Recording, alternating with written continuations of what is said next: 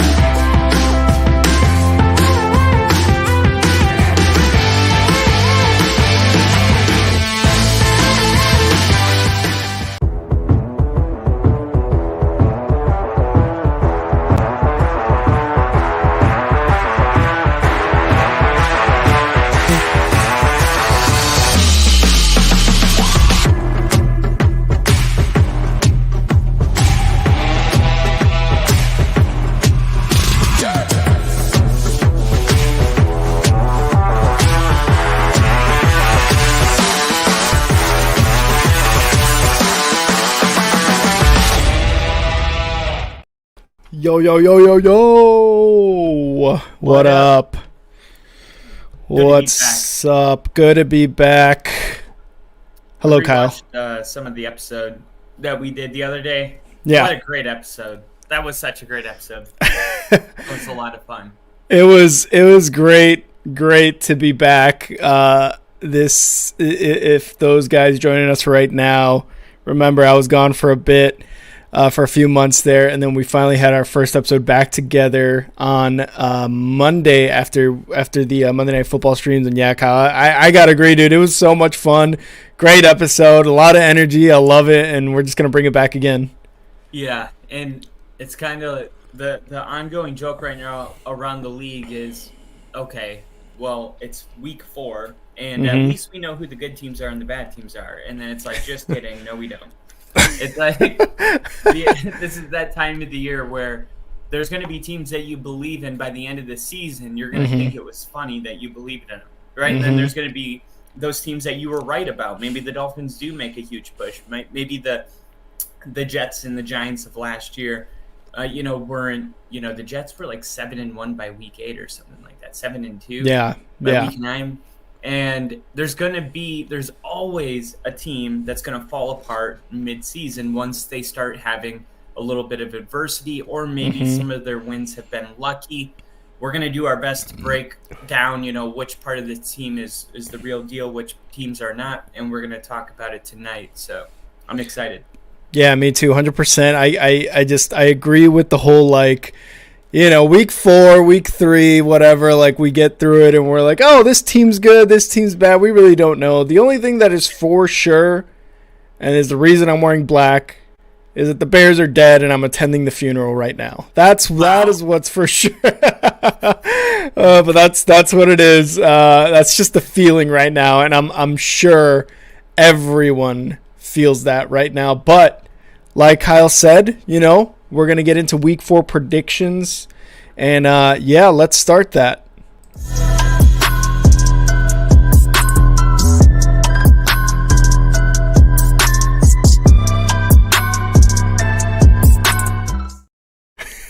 Let's do it. Kyle's jamming back there. I hope you like that little cutscene, everybody. I'm fired up because the Lions and Packers are playing. This is a revenge game. I don't want this to get lost on the busy season. This is 100% a revenge game for the Green Bay Packers, right? 100% Thursday Night Football, under the spotlight. Thursday Night Football, Lions at Packers. Like you said, it's a revenge game from Week 18 of last year when the Lions won and sent the Packers packing back home and not to the playoffs. And this is a game that we streamed last year that your brother was in on the stream and he was watching, and then I came in and he's like, get this guy out of here, because ever since I entered the stream, it was just bad luck for the Packers from then on. It really was. And remember you told me I got to keep one of my gloves?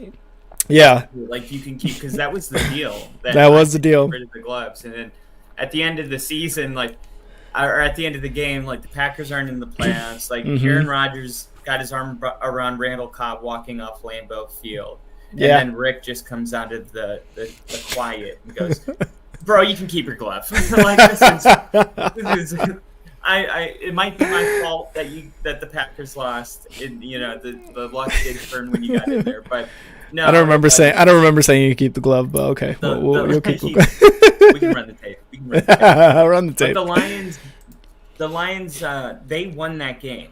This was not this is not an example of, we told you Aaron Rodgers isn't good in big moments. Well, the Lions had a big moment, and I'm not going to take that away. So the Lions played really good defense. Jamal Williams was really good. When the game really came down to the wire and the Lions needed to convert a first down to run the clock, Dan Campbell pulled a trick play out. I think it was I don't know if it was a direct handoff to the wide receiver, but I'm pretty sure Amon-Ra St. Brown had like some kind of direct snap or something. Something like that, yeah. It was like an end around, and it went for, I mean, the Lions, they have guts, they have heart, they play fundamentals, they're tough, and they went in and grinded a win and got it out. And now this team moving forward, the Lions are, well, we think that they're a better team, continuity from the staff, and then personnel even getting better. And then for the Packers, it's a new team because there's no Aaron Rodgers. So even though it's a revenge game, there is a part of it that feels like a breath of fresh air for Green Bay Packers. And this is going to be, let's see, the Packers, they played the Bears week 1, right?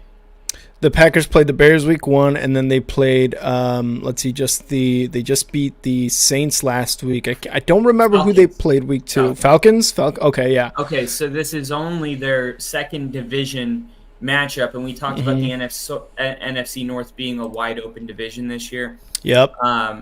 Well, it's going to be games like this: Lions, Packers, Vikings, Lions, Vikings, Packers. I'm only excluding the Bears because they haven't won yet. But if they start rolling too, these are at the end of the season. I would almost guarantee whoever has the best divisional record is going to be the team that goes in the playoffs, because a lot of these teams have that, similar type of fight. If we're talking like Madden overall ratings, I'd give the Lions like an 87, and maybe the Packers are an 84 right now. But we're still learning about Jordan Love, and as the season goes on, if Love is fucking good, then the Packers are going to move up, to being like a Lions type team. So it's an important game. Yeah, 100%. Very important game for both teams. And like you said, I think the division matchups are very important, because even though both these teams, come into this matchup 2-1, you still are kind of like, is it really like a 2-1 team? I mean, look, the Lions, they beat the Chiefs week 1. That was without a Travis Kelce, but they, the Chiefs are still the Chiefs, and they did start off slow that week 1. Then they lost.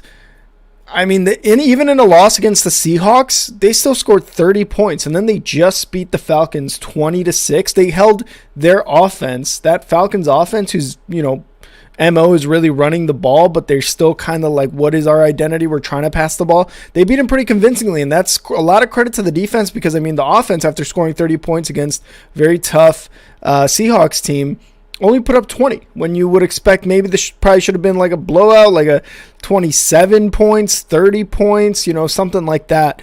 But for myself, and all those things you said about the Packers, 100% correct. They needed Derek Carr to be hurt last week in order to win that game. I think really at the end of the day, that's kind of what happened. Derek Carr, 17-0 going into the fourth. He was hurt late third. He could have managed that game to a dub. I think, if Derek Carr stays in that game with how good he is on that team, I think we're looking at like maybe a 17-7 score, really, or a 17-10 at the end of the day with a Saints win. But they needed that to happen in order to win. But still, credit to them for being able to come back down 17-0 when they started like that in the fourth. So I am going to still give this to the Lions. The Packers are at home. but I'm going to give it to the Lions because I think their defense is a lot tougher. I think their offense is a little bit more well-oiled with that continuity. You know, you say it's a brand new team. Jordan Love has shown sparks of like, oh man, he's good. He's the second coming or the third coming really of a great Packers quarterback, which, you know, makes me sick to my stomach. But regardless, you know, he's looking like that. That's what he's looking like. But I still am taking the Lions even as the away team. I believe they're the favorites in this, but I'm not too sure. But I'm going to take the Lions in this game. I get what you're saying. Yeah. The Lions are, you know, favored to win this game actually by only 1.5 points. Oh wow. Which is like the polite way of saying, who knows? Yeah. You know, it's like, okay, well, you made the comparison to the Atlanta Falcons, and Green Bay, they're averaging 297 yards a game, and Atlanta's averaging 283. Mm-hmm. So they're pretty close. I mean, both of those are the bottom 3 quarters of the league. Green Bay closer to middle, but still, they're not offensively doing, you know, anything crazy right now. And then, but I think defensively, the Lions have been playing really, really, really good. All around football, they're only giving up 297 yards per game, which actually seems kind of like a lot when you consider Cleveland, who's number 1 in the league, only giving up 163. To me, this is the Lions defense versus the Packers offense. I know that the Lions have a good offense. Green Bay's defense is not too far behind Detroit at this point in the league, only 5 spots behind. So I want to see if Jordan Love can get something going. Like, we know for the Falcons right now, Ritter's not really the guy. I think we can agree that Jordan Love is much more the guy for Green Bay than Riddler is in Atlanta. So if he wants to prove that, you know, this is a game that I think he's got to come out and win. I think that Lambeau Field is a place where you can steal a win like this. I know Detroit by 1.5. I'm gonna take Detroit 2 by 1. Yeah. No, it's gonna be a close game. And like you said, you know, you mentioned Jordan Love and what he's done, and he seems to be the guy more than Ridder is in Atlanta. It's been 3 weeks, and again, how we started it off, right? Like, we don't know exactly what's going to happen. Who knows what happens towards the end of the year? But right now, it is looking like Jordan Love is the guy in Green Bay. Like, 100%. Like, he's going to be there a while. Like, it looks good with second, third-year wide receivers. And, yeah, you have Aaron Jones and A.J. Dillon there to kind of solidify the veteran presence on the offense. But it is looking like Jordan Love is going to be the guy. And hell yeah, it sucks to say. We're in week 4, and like, you'd probably be the biggest critic as a Bears fan. Yeah. Like, no, and you're like, yeah, they got their next guy.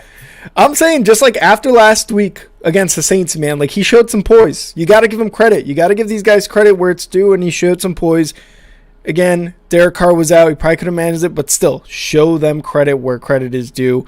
The last thing I'll say is that's the type of emotional win that can carry on to the next week. For Detroit, though, Dan Campbell's going to have that team ready, right? Like, oh, yeah. Think about week 17 last year, week 18. Like, nobody was on more of an emotional high than Green Bay. They win the game they're in. Literally nobody actually considered Detroit could come in there and win. And that's just kind of what this Lions team is. They come in and they're a buzzkill, man. They come in and they just kind of fuck everything up. And I think the Lions are going to do that again, and it's going to feel like deja vu, just with a different quarterback. And the Packers did not forget, so that's going to be an exciting Thursday night football matchup. Tune in here. I'm pretty sure we're going to stream the game. Let's move on to the next matchup. The first and earliest game on Sunday, Falcons at Jaguars in London at Wembley Stadium. Falcons just came off that loss where their offense just looked miserable, and the Jaguars just came off a loss where their offense looked just out of sync, and their defense was just like out of it, completely out of it, right? Against the Texans. This is technically a home game for the Jaguars, and the Jaguars have been in London quite a bit. I think they've played a total of 9 games. They're 4-5 in London games. I think this is one of those get-right games for the Jags after that embarrassing loss against the Texans. The Falcons are great at running, and they should really take that identity against teams, because that's just, Arthur Smith, that's what they do, man. Like they run the ball. They have Bijan, they have Algier there. Ritter, we just talked about earlier, doesn't seem to be the guy. He just seems to be the problem in Atlanta. But the Jaguars, this is a get right game for them, I think. And they're gonna go 500 in their games in London and take it against the Falcons is what I'm going with. Yeah, Jacksonville right now averaging 98.3 rushing yards per game with Travis Etienne.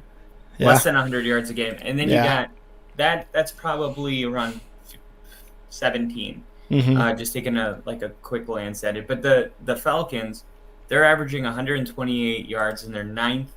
But it's week 4. So Miami ran for 500 yards on Sunday. So that's true. That's true. Has that identity. They're still going to lean into that because of that. I don't see this being any kind of a blowout. I think this is going to be a close game. But at the end of the day, there's one team that's been to London more than any team in the NFL. And I'm gonna go with that team, even though last year Denver beat Jacksonville in London. So it just shows you recency that it is possible to beat a team that goes there a lot. I mean, but I see that kind of game playing out a lot like this one. This just happens to be another, back-to-back Detroit, Green Bay, and then this one. Very, very, close teams. Atlanta maybe overachieving expectations, and then Jaguars underperforming. So they kind of meet in the middle. A great identity game. I expect Jacksonville to pull away. So with all that said, I'm going to take Jacksonville in a blowout. Wow, blowout. Yeah, I mean, again, we saw what the Falcons didn't do last week, right? 6 points. So yeah, I mean, I could definitely see that as well. Let me hit the chat real quick. We got JST Killer. Hello, what's up, dude? How's it going? JST. And we got Tyler. What's up? I don't know why, but it's Atlanta's going to run the ball. It could be a 1-point game. Give me Jacksonville in a blowout. It's what do you do with that? What I'm trying, you know what I mean, though. I know, yeah, 100%, 100%. We also got Tyler here trolling me as the Packers fan. Let's go Packers. Bears going to lose again, 0-4. Tyler Fink has got to be a burner account for a pack, like someone else. I think it's Tyler, your brother's burner account. It probably is. Yeah. Probably is. Yeah, right. Tyler, I showed him some of our last episode, and you were like, yeah, Tyler. You were talking about Tyler Fink, but he thought you were talking about him, and I didn't correct him.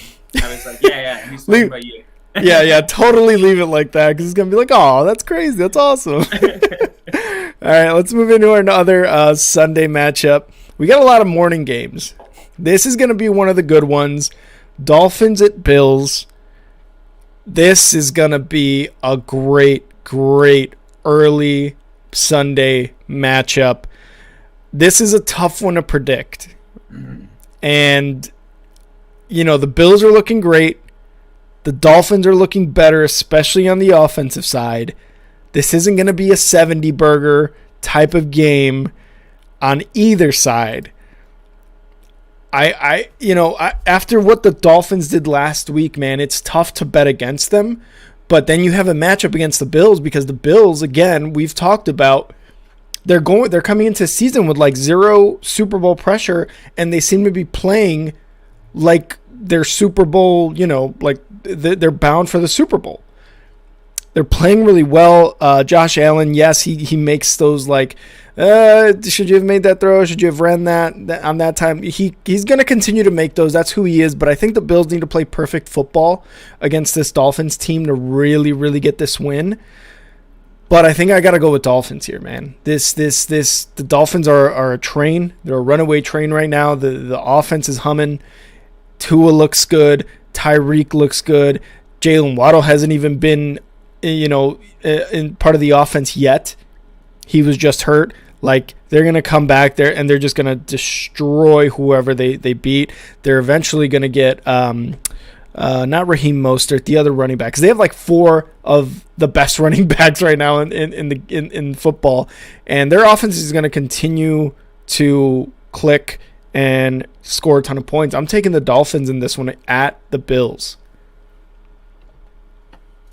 Let me be perfectly clear at this particular moment in time. I don't give a damn what the Dolphins did. I'm going to tell you why. Here we go. There's only 2 teams at the bottom of the league right now in just defense, right? The Denver Broncos are dead last. Mm-hmm. Probably only if you took last week's game, but whatever.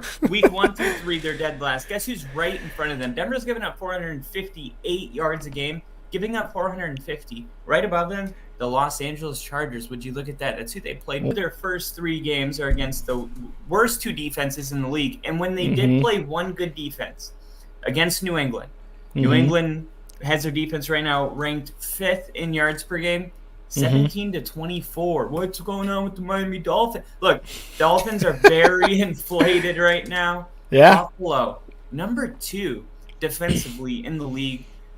This is a very humbling game. Bills win at home. All right, there you go. Kyle's got the Bills winning at home. JST agrees. He's saying Bills win this.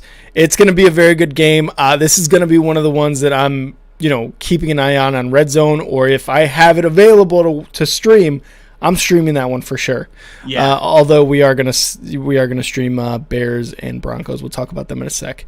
A lot of streaming. A lot of streaming. Oh yeah, I'm so excited. I'm about to stream. I gotta tell you something before What's we go up? any further. I just turned 29. Hey! I'm noticing a big change happening to my personal life. Balls dropping? It's worse. I have Jesus sandals. I've never looked at these and said, I wonder if I could. Today, I was walking around. I gave my Crocs to a homeless guy at a stop sign in Miami. And I was like, well, that was slipping a lot, because I wore them out. And I'm like, well, that's kind of a dick thing to do. Hey, I gave the homeless guy my shoes because they were too bad for me.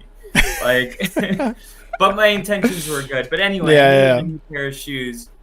And this is what I spoke to me, right? He went with the Birkenstocks.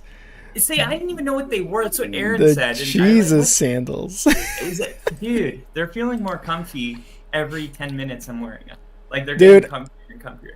I know what you mean, because, like, I've done some stuff like that where I'm like, I know I'm old. Like, I'm 32 years old. I'm fucking old, right? Like, I am old as shit. And there are sometimes, like, there was a meme I saw the other day where it was like when you walk into a bar and the music's at a reasonable level and there's not and the people, talking aren't too loud and the bartender's really nice and I'm just, and you're just like, yeah. And I'm like, fuck yeah, that's what I need right now. So I feel you.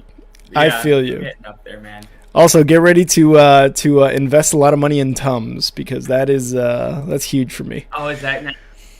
Yeah, okay, that's next. Story. I drove all the way to Pensacola last night, and I stopped at this gas station that had like alligator, elk, bison, all this stuff. Yeah. And I was like, oh, I got to try some of this beef jerky. And then I asked the lady, I'm like, which one of this is elk? And she goes, we don't have any elk. Look at the name. She's like mean to me. And I'm like, the name says Devil's Kiss. That doesn't tell me anything about it. So anyway, I took a couple devil kisses, and they were made out of ghost pepper.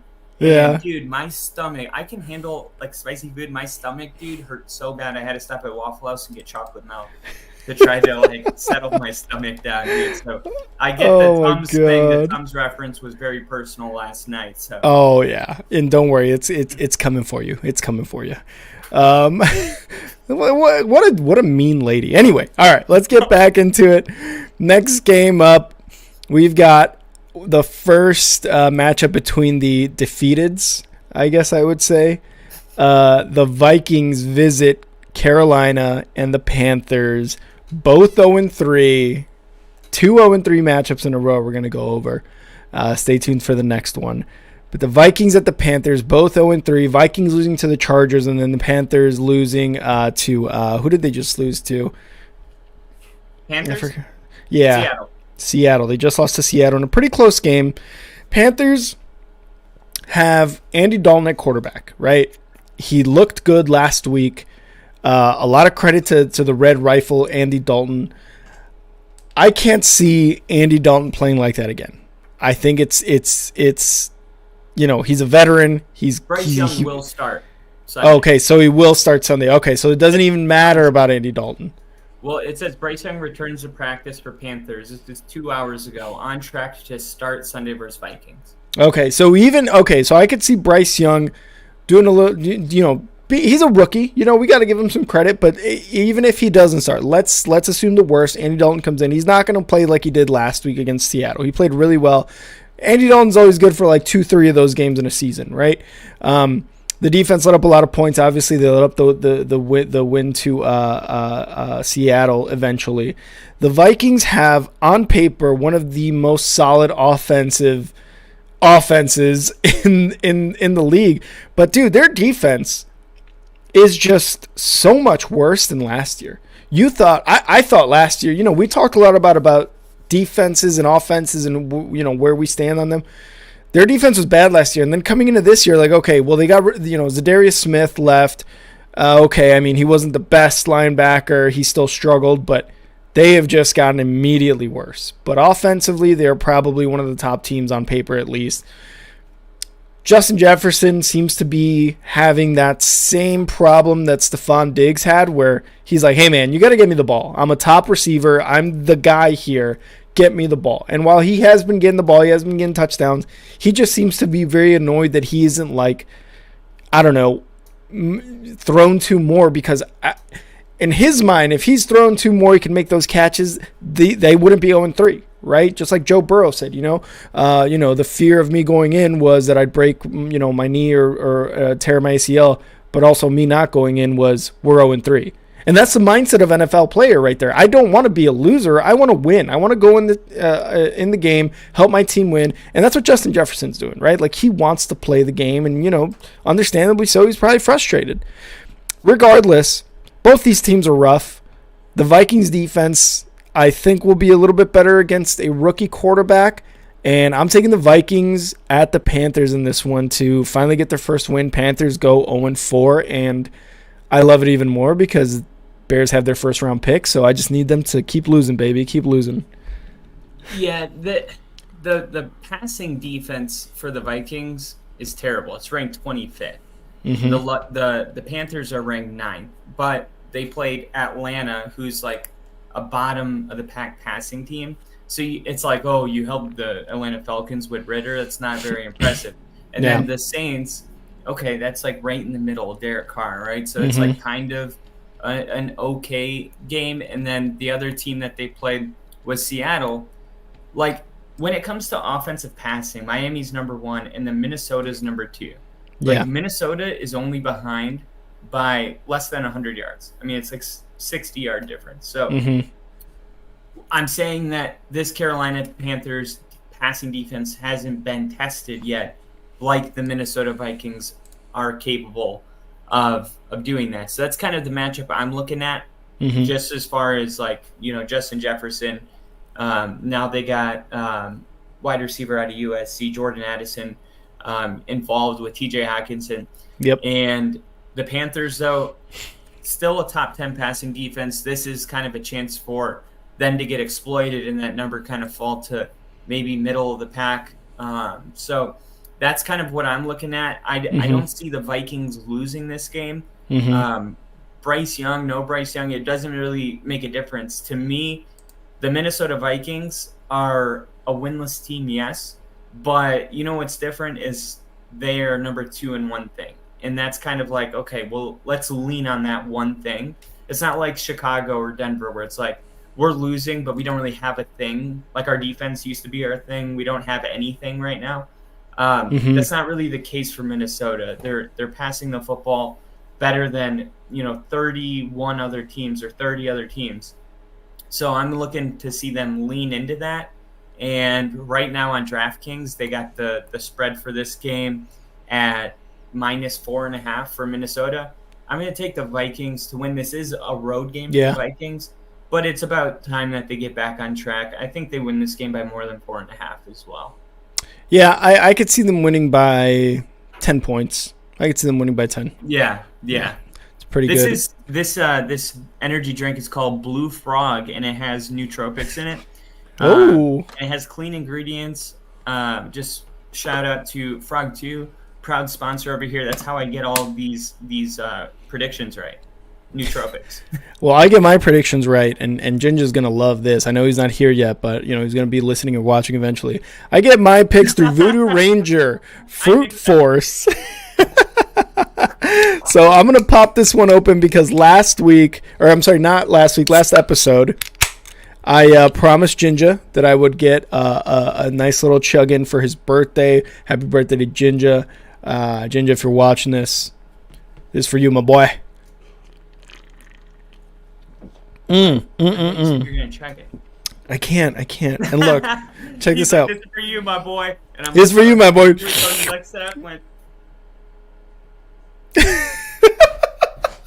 Fine, I'll do a second one since you want to be a bully.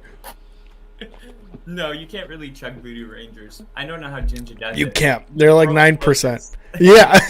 even your body's like, stop. Stop it. Why are my eyes watering? I also wanna shout out my wifey because she got me these really cool coasters. This one, there's another one. She got me 3 other ones, like a couple Cubs ones and like a Chicago one. So that's what I'm using. And we will see if the Bears do become monsters of the Midway, which is a perfect segue into our next game. The second about the Chicago Cubs. The second battle of the beatens.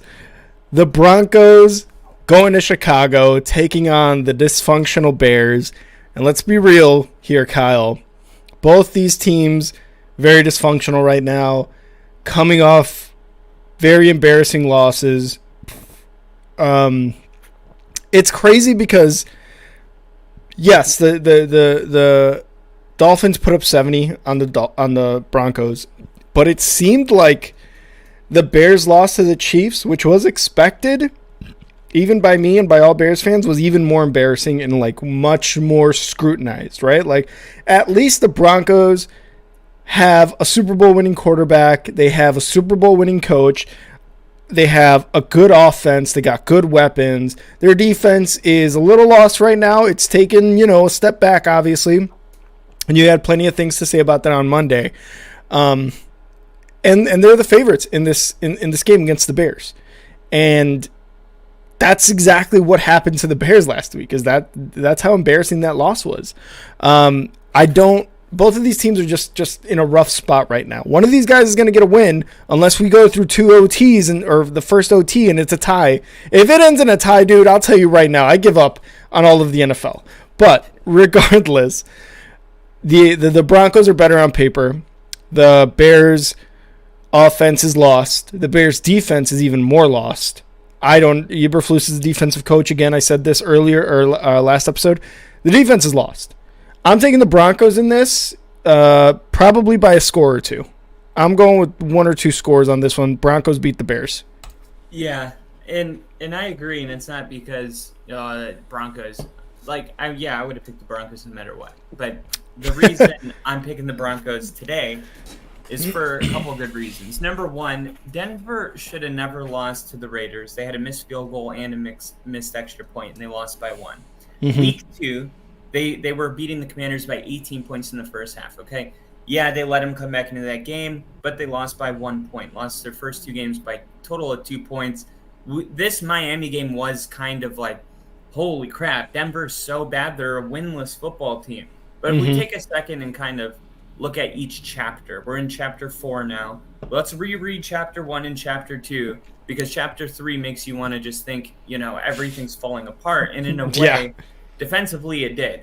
Yep. Justin Simmons coming back into this game. This is, to me, and I'm sorry to say this, but this is kind of like a get-well game for the Broncos. I could see that. It's like, okay, the expectations are absolutely gone. Now, this game has the potential to be the knife through the heart if Denver loses. But it also has the ability to kind of, re-tap into what they did right week 1 and week 2, and then continue to grow on offense. I think offensively, Russell Wilson playing a lot better offensively. Marvin Mims, he looks really good. I think there's a lot of untapped rookie potential in McLaughlin. When they did try to give him the ball, it was like poorly executed screens and poorly executed run blocking. They haven't really given him a chance to break out. I want to see Sean Payton get a little more creative with McLaughlin, and I want to see Russell continue to take those deep shots downfield to Marvin Mims. Sutton needs to hold on to the ball. He fumbled it twice last week, and Jerry Jeudy needs to get the ball in space. This team, really, there's no excuse for them being as bad as they are right now. So I think everyone is going to be really excited to get last week's taste out of their mouth. It happens every fucking Wednesday, dude. Every Wednesday, something comes inside of me. I turn. It's me. It's not the Dolphins. It's like, now I'm focused on next week. And then I get all this like logic come in. And then on Sunday, I get disappointed, and I'm like, why did I fall for it again? There's a part of me that hates that I'm saying all of this to you. I'm over it, dude. I know. I'm tired of defending this team. They're going to have to go defend me.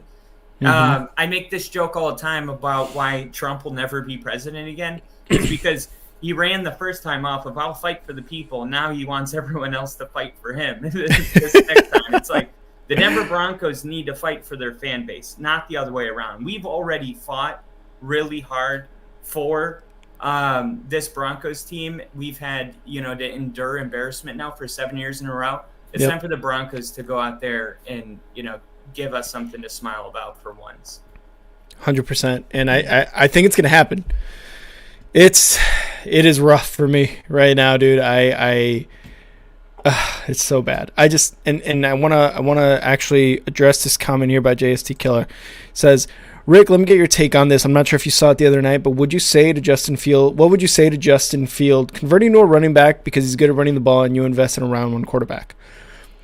I don't think Justin Fields is going to be a running back. I don't think any team is going to convert him to a running back. The only thing I could see is some sort of Jason Tatum, or what's his name? Taysom Hill. Taysom Hill. Yeah, I'm talking NBA over here. Jared Stidham and Taysom Hill combined. Yeah. One person. Jared Taysom? Taysom Jared. I can't see the Bears doing that, at all. You play an entire, so far, 7-8 years as a quarterback. It's tough to make the transition to running back, right? We saw what happened with Tim Tebow, right? But he was a different story. He was coming back to the NFL. He was trying to make a comeback as a tight end. He's like, I'll play whatever. He's got that kind of work ethic. Justin Fields is a quarterback through and through. He's only 24 years old right now. If this trajectory with the Bears doesn't work out, a team is going to look at him, when he either becomes a free agent or the Bears are looking to trade him. And they're going to be like, oh, he's a young guy. He's not even 27 yet. He's going to be 25, 26. We can still make this guy into a good quarterback, whether that be a starter or even a backup, and bring a spark to that team. You know what I mean? So I don't see him becoming a running back. I see the Bears 100% drafting a quarterback in this next draft, having him sit behind Justin Fields. But if you want to see my entire reign on that, go watch Big League Chicago on our YouTube. And I kind of break it down a little bit more because I go a little deeper. But I don't see that happening. To me, in the NFL, you play a position, that is your position. Yeah. That, if you're that good to make it to the NFL as a starter, as passing for this many yards, rushing for many touchdowns, passing this many touchdowns, whatever the position may be, that's your position in the NFL. Again, the Tim Tebow thing, kind of a flash in the pan and 1 in a million type of situation. That's what I was about to say. Tebow still wouldn't do it until Urban Meyer got that job. So Tebow probably, if you had to pick one person that could put their ego aside and just do a dirty job, you would think Tebow, and even he was like, forget that. I'm not doing it. Yeah, exactly. So, there's no way that would ever happen in a million years. 100%. Kyle and I are going to be streaming this game, Broncos at Bears. We're going to be decked out, I'm sure, in our gear, even though we are very disappointed. No gear. You said no gear? No gear? Wow, no gear. Okay. No gear for Kyle. No gear for Kyle. Obviously, I'm going to have – I love this hat. I just bought it like 2 weeks ago. This hat looks really nice. It just sucks that the team sucks. But I'm going to be wearing the hat. I'm going to be wearing a jersey probably. I put the – what'd you say? I'm going to put one piece of gear back on every win. Oh, okay. All right. I like that. That's good. Actually, I'm always wearing this. I got this from the Broncos Stadium. This is one of those yin yang bracelets. Oh, okay. That's nice. A nice little. It's been all yang for us. Wins, losses, yin yang, same thing. Dude, I don't know what else to say about this game other than one of them's going to come away with a win unless a miracle happens and we end up in a tie, which would be. We could both win. You know what? Before you don't. Let me ask you this: What would a loss for Chicago, but a moral victory, look like? What would that be? So you know how you can be like, yeah, we lost, but it's kind of a win, like because we saw Justin Fields get back into like let's say he throws for 350 yards, and you know they lose 38-35. Like, would that be considered? Yeah, we both kind of won today. I mean, yeah, it sucks. Like, I mean, I got to think if Denver, you know, played 35-38 and was on the losing end, I would still say, no, we lost because we gave up 38 points. Our defense is atrocious. But with you, your guys are wanting to see your offense. I want to see our defense. So is it possible that there could be a scenario where you feel like you got a moral victory here? It's tough because last week against the Chiefs was supposed to be that moral victory. That's a tough one, though. It's a tough one, sure, 100%. But the Chiefs' defense isn't like a Pittsburgh or a Browns, you know what I mean? Like, they're ridiculous. Because even then, I'd be like, all right, well, we're going against one of the top defenses in the league. We're going to have a tough time regardless of how much of a moral victory I want. This is the best defense Kansas City has ever had with Patrick Mahomes. So keep in mind, this is a different team. They're sixth right now. Okay, that's fair. I don't know if a moral victory is worth it anymore. I don't know if it's going to save Eberflus's job anymore. It's that bad. But and the Bears, again, they do not fire coaches in the middle of the season. Again, respectable to a point, but he's got to be gone by the end of the year. He has to. Would you take this trade right now if it happened? Sean Payton and Russell Wilson for Justin Fields. 100%. 100%. I don't know why I got goosebumps. 100%. You're giving me a Super Bowl winning coach and quarterback. What's up? That's because I want Justin Fields. No, but this is a trade I could really see going on because Denver's ownership, right? Like Sean Payton right now, is he on a hot seat? Because people are saying no, he's totally safe. Nobody's safe after giving up 70. You know? It just kind of seems like, okay, old school coach. Yeah. And like going into the season, you're like, well, he only had one 7-9 season or two 7-9 seasons, but number one offense 11 out of 13 years. And then you think you're getting this guy, and it almost feels like this guy's been out of the league for 10 years. You know what I mean? And it's been 1 year, but he's kind of coming back. He's losing all of his games. He's giving up a ton of points. It's like, has Sean Payton lost his edge? Is Sean Payton the Russell Wilson of head coaches? Are these like the two of the same thing? I think it might be just like a coordinator thing. I don't think he should be on the hot seat. Eberflus is number one on the hot seat, I think, all across the NFL right now. He's the worst coach in the NFL, and he's on the hot seat. Sean Payton, you look at his career, and you're like, okay, he's won a Super Bowl. Yes, he had a Hall of Fame quarterback, but he still has Russell Wilson, and this offense is looking a lot better, which is what Sean Payton does. Gets those offenses rolling. He had really good defenses with the Saints, right? He had really good defenses with them. And yes, the Broncos were supposed to still be a good defense. There's just something going on. And that's what happens, man. Like, I didn't think they were going to take a step back this much, but I think throughout the season, the Broncos defense will start to get a little bit better. But Sean Payton, as far as the hot seat, yes, the 70 points, 100% get that. They should be looking at him. I don't think he's even in the top 10 coaches of hot seats right now.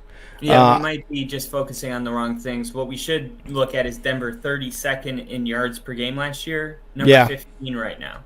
So, I mean, that's what you got Sean Payton to do, is fix the offense. It's just nobody could have anticipated the defense would be the one that needs to be fixed. Exactly. And I just want to show this comment right here by Jinja. Sorry, boys, I'm busy. Just want to stop in and like the video and say you love the shit out of you. Keep grinding. Jinja, I got the Voodoo Rangers, so if you're watching, cheers to you, brother. Cheers to you and your birthday. I had a couple chugs earlier, but I'm going to have a couple more chugs for you. Kyle, make fun of my chugs. Don't let him make fun of my chugs, Show him how you chugged it. How dare you? How dare you? Cheers, Jinja. And we also got Steve in the chat. Steve, where's Alvin at? What does that mean? I don't know. I think he's making fun of us. I think he's making a Gen Z joke. Let's move on. Catch Kyle. We didn't get it. That's what I mean. He's probably Gen Z, and we don't get it because we're old people. Steve's 68.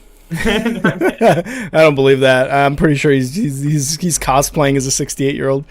Kyle and I are going to be streaming Broncos and Bears on Sunday, so keep an eye out for that, and we hope to see a lot of you guys in the stream. Let's move on to the next game, a AFC North matchup between the Ravens and the Browns in Cleveland. Ravens lost to the Colts on an overtime field goal. The Browns came off a very, very convincing win, a win that not only showed how dominant their defense could be, but how good their offense could be, because Deshaun Watson is finally showing Deshaun Watson of 2019, 2020, Deshaun Watson of old, really, just in general, right? Yeah. And the Ravens, 2 rushing touchdowns by Lamar Jackson, which helped me out in fantasy. Thank you for that. And again, we talked a little bit about it on Monday. He seems to, the first 2 weeks, he was doing well with his wide receivers. Finally a good amount of wide receivers, but something happened against the Colts. The Colts' pass defense must have gotten better, must be good. He just was struggling a little bit on there, right? Obviously, by the 2 rushing touchdowns by him, it kind of shows. But again, the Browns looking really good. Even with the loss of Chubb, Jerome Ford, Kareem Hunt, still there, Amari Cooper, Njoku, Deshaun Watson. Like, this team looks like, even though I don't have them winning the North, they're going to compete for that North. And in this game, I've got the Browns winning at home against the Ravens. Yeah, this is just kind of one of those games where it feels like we're late to the party on the Browns, and I don't want to be late to the party, so I'm going to take the Browns here. I mean, you got offensively, the Ravens are 12th in the NFL, and the Browns are 10th. So it's like they're neck and neck, but the Browns better. Really, the separation, the Browns are the number 1 defense in the NFL right now. Yeah, giving up less than 200 total yards per game. This defense is ridiculous. They're at home. The offense is better. What's there not to like? DraftKings has this in -3. Cleveland 3-point favorites at home. Just wouldn't be shocked if they win by 7 or 6. Yeah, I could totally see that. Yeah, and especially at home. They're giving these Brown fans something to really cheer about. What do you think Deshaun Watson continues it through an entire season? Obviously, we saw him struggle last year. He only played like 4 or 5 games, obviously coming off that suspension. Do you think he continues it throughout the year and, kind of like I said earlier, they become serious contenders for the North? Yeah, I see Deshaun Watson getting better every single week. I mean, last year was just kind of like a warm-up, warm-up for this year. And he got those reps in, and it looks like they did pay off. But, like, he's going up. He's not going down. And, like, I don't even think it's something that anyone has to worry about. Like, he's not that old, right? He's still under 30 years old. I think so. Let me look it up. Yeah, and then I don't know how – let's see how he's doing right now. What? 28 years old. I mean, he's 28, dude. Yeah.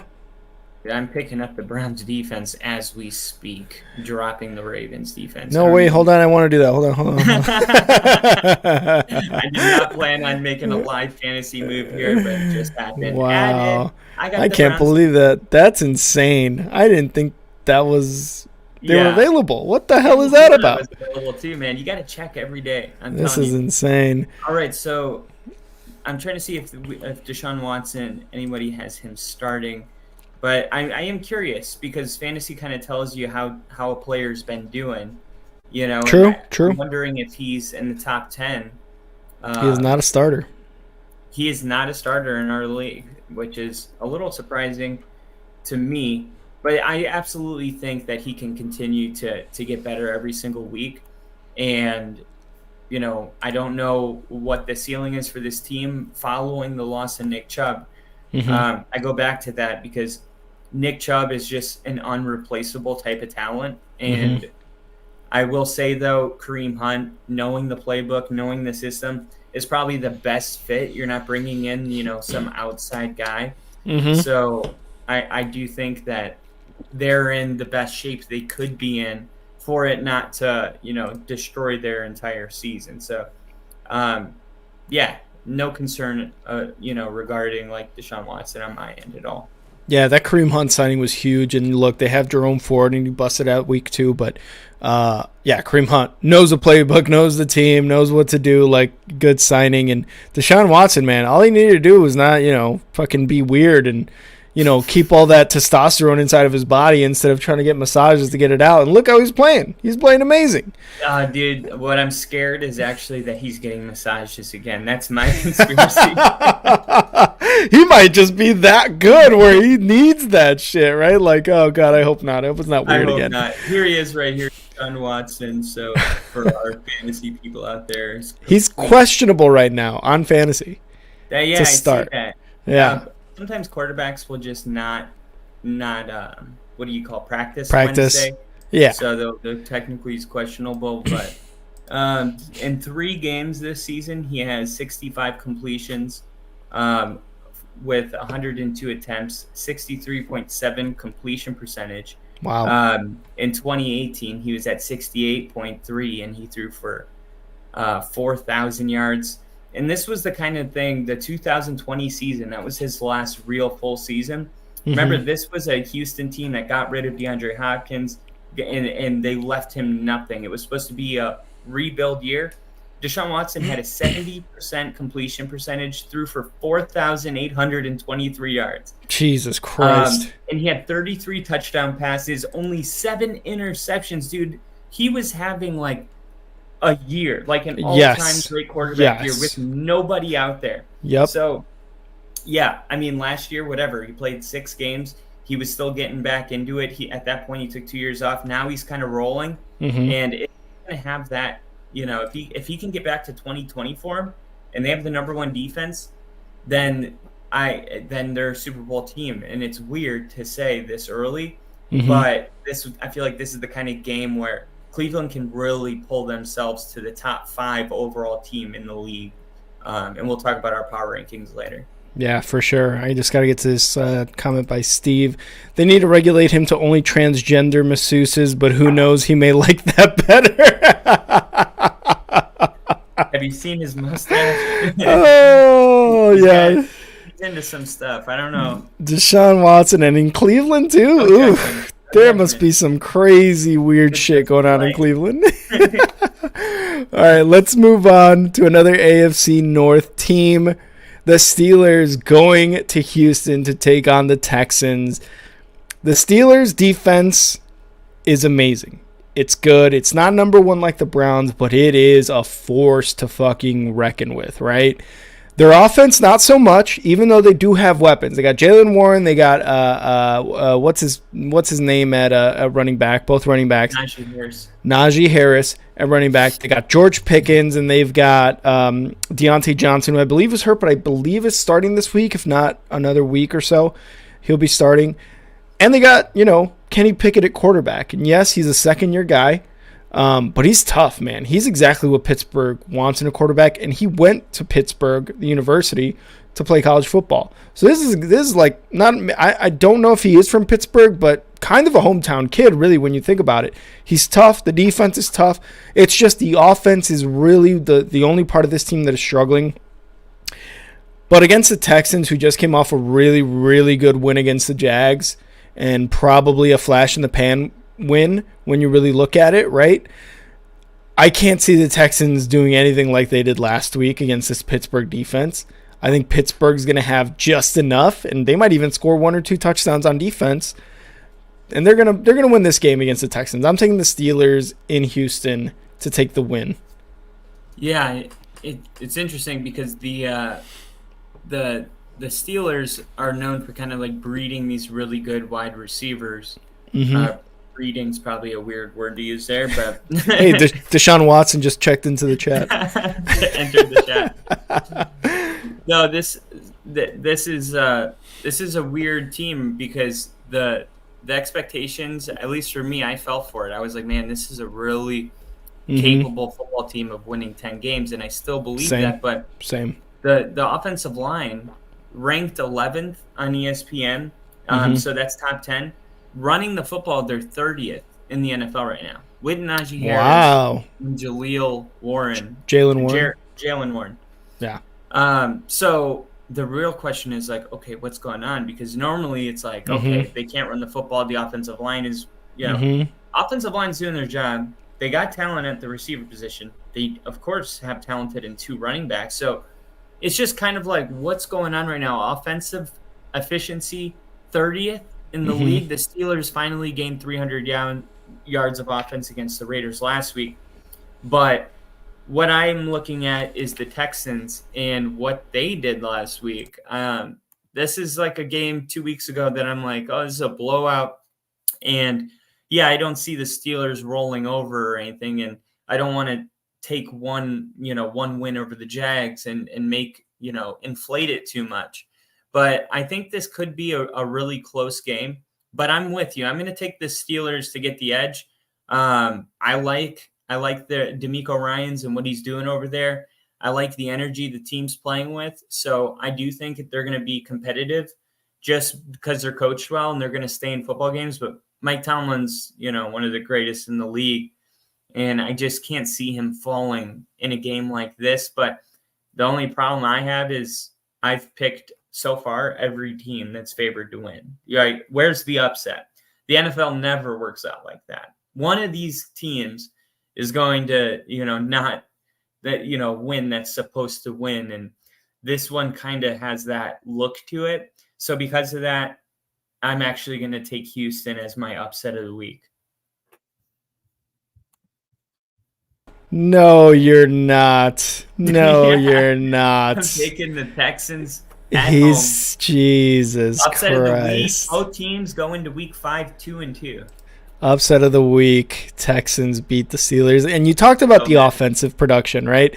Matt Canada is their offensive coordinator and was getting it from Steelers fans.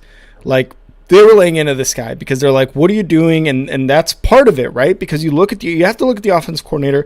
We could look at the line. We could look at all these things that are supposed to work for the team. But really, the offensive coordinator, again, is like one of those guys that really, really does factor into where these guys grade on receiving production, running production, quarterback production. He played he had a better game plan for the Steelers last week, and that's why they ended up with the win. The Texans, you talked a little bit about the Texans, DeMeco Ryans. You got Dameon Pierce there. You've got their fullback running back kicks for touchdowns. Like, it's insane what's going on in Houston. And CJ Stroud is obviously did really well last week. I still don't think they have enough. I'm still taking the Steelers in Houston to take the dub. Yeah, quick side note. Do you think because I have Justin Fields starting, and I'm looking at Russell Wilson. He's been available every week, and he's like getting 18, 20 points. Start Russ Wilson over Justin Fields. 100%. Well, that's 100%. Why I bring up the third question. Oh, I hear the doggy. Yeah, he's crying. I was like, is that my dog?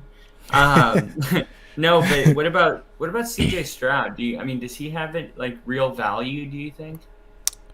Dude, honestly, for me, against the Steelers defense, it's going to be tough to start Stroud. It's going to be, for me personally, I would not start Stroud. If you're giving me the option of either Stroud against the Steelers or Russ against the Bears defense, or against the Broncos defense, I think the Broncos, you said it earlier, this is going to be a get right game for the Broncos on both phases, offense and defense. I think the defense is going to be like, wow, this team sucks a lot. Maybe we can actually start playing how we are supposed to play and how we were playing last year. Dude, start Russ. And if anything goes wrong, I'm sorry, but right now, I would be pissed. I know. I would have to drop Fields like completely. It would be funny if this whole time he just wanted to add Fields from waivers. No, because trust me, you gotta drop Fields.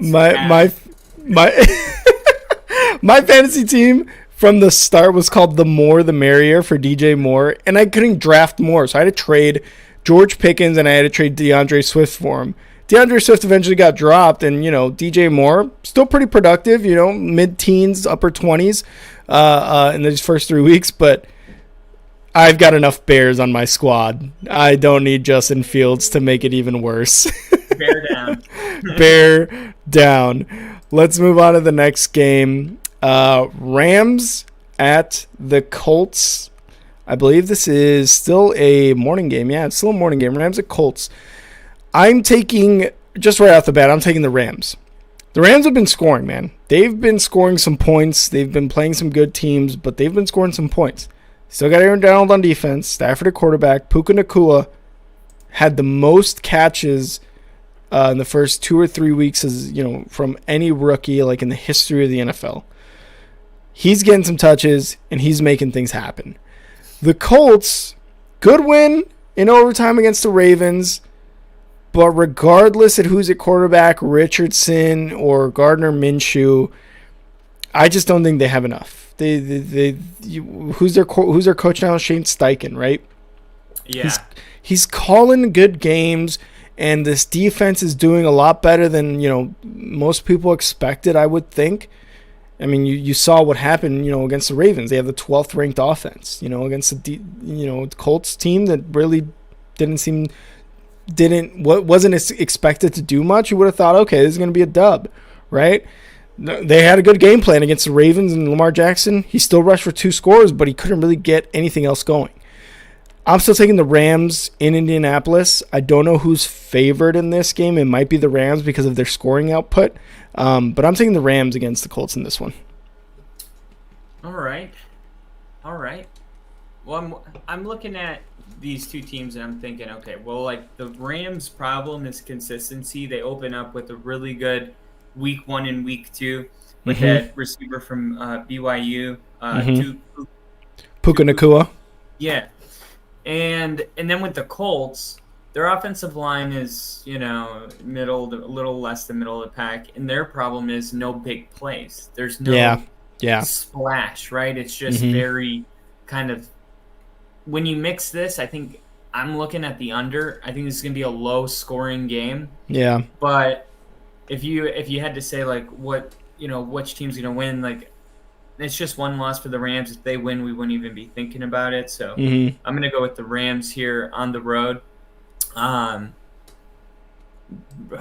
I don't like this week's games. You know what I mean? Yeah, a lot. This week 4 is full of a lot of like meh games, and you have like 2 or 3 really, really good games sprinkled in here. So it's not even for me like that. I'm not interested in them. It's that it's like every team's kind of playing their own reflection this week. I mean, the Broncos are playing the Bears. The Falcons play the Jacksonville Jaguars. The Dolphins are playing the Bills.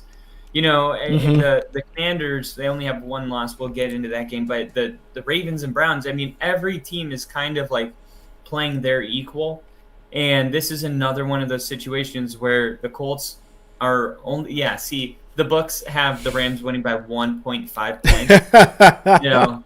This is just a really tough week. It's another one where it's just like, I don't know, the Rams, I guess. Yeah. Matthew Stafford? Question mark? Is Anthony Richardson playing? Let me look that up so Yeah, real quick. Stafford, he won a Super Bowl once. Yeah, let's pick that guy. I like that. Week 4, the week of reflection. I like that for week 4 because you're right. A lot of these matchups are like, oh, these are the same teams, just different uniforms are on. Colts quarterback. This is today. Anthony Richardson still in concussion protocol, but he is expected to practice today and will take starter reps per Shane Steichen. A good sign of Richard's progress and his chances to start versus the Rams. I'll make this very simple. If Richardson plays, I'm taking the Colts. Oh, wow. Gardner Minshew plays, I'm going to go with the Rams. Ooh, okay. I like that. I still think no matter what, Rams are going to take the win.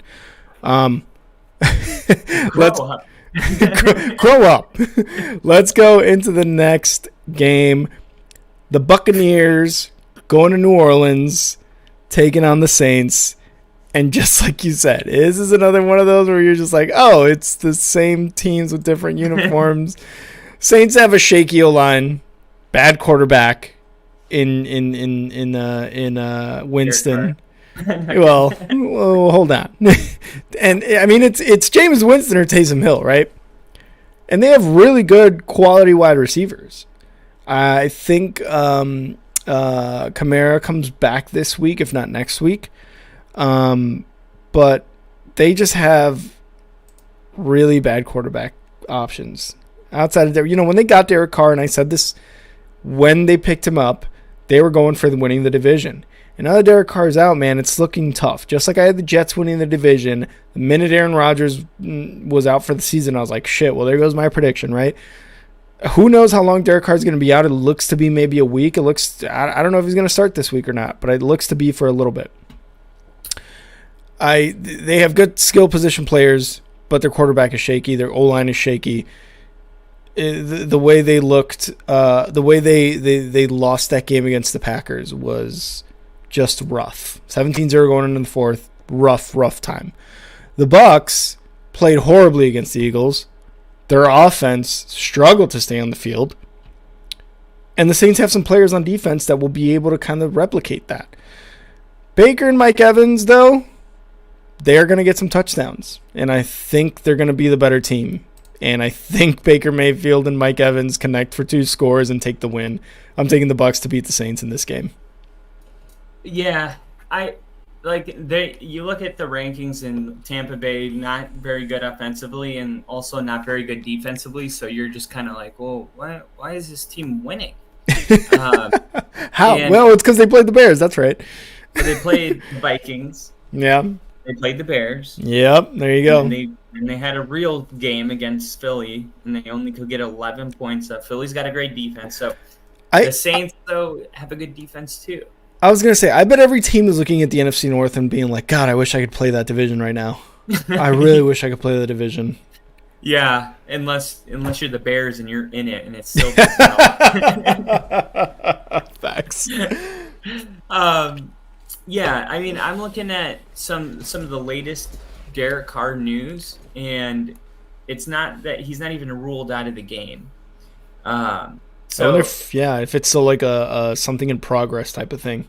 Yeah, the head coach's quote from today's press conference was that he's feeling better today. We'll evaluate him to see where he's at tomorrow, and hopefully we'll get him back out there. He didn't practice today. We'll see where he's at tomorrow with him, but I'm not ruling anything out.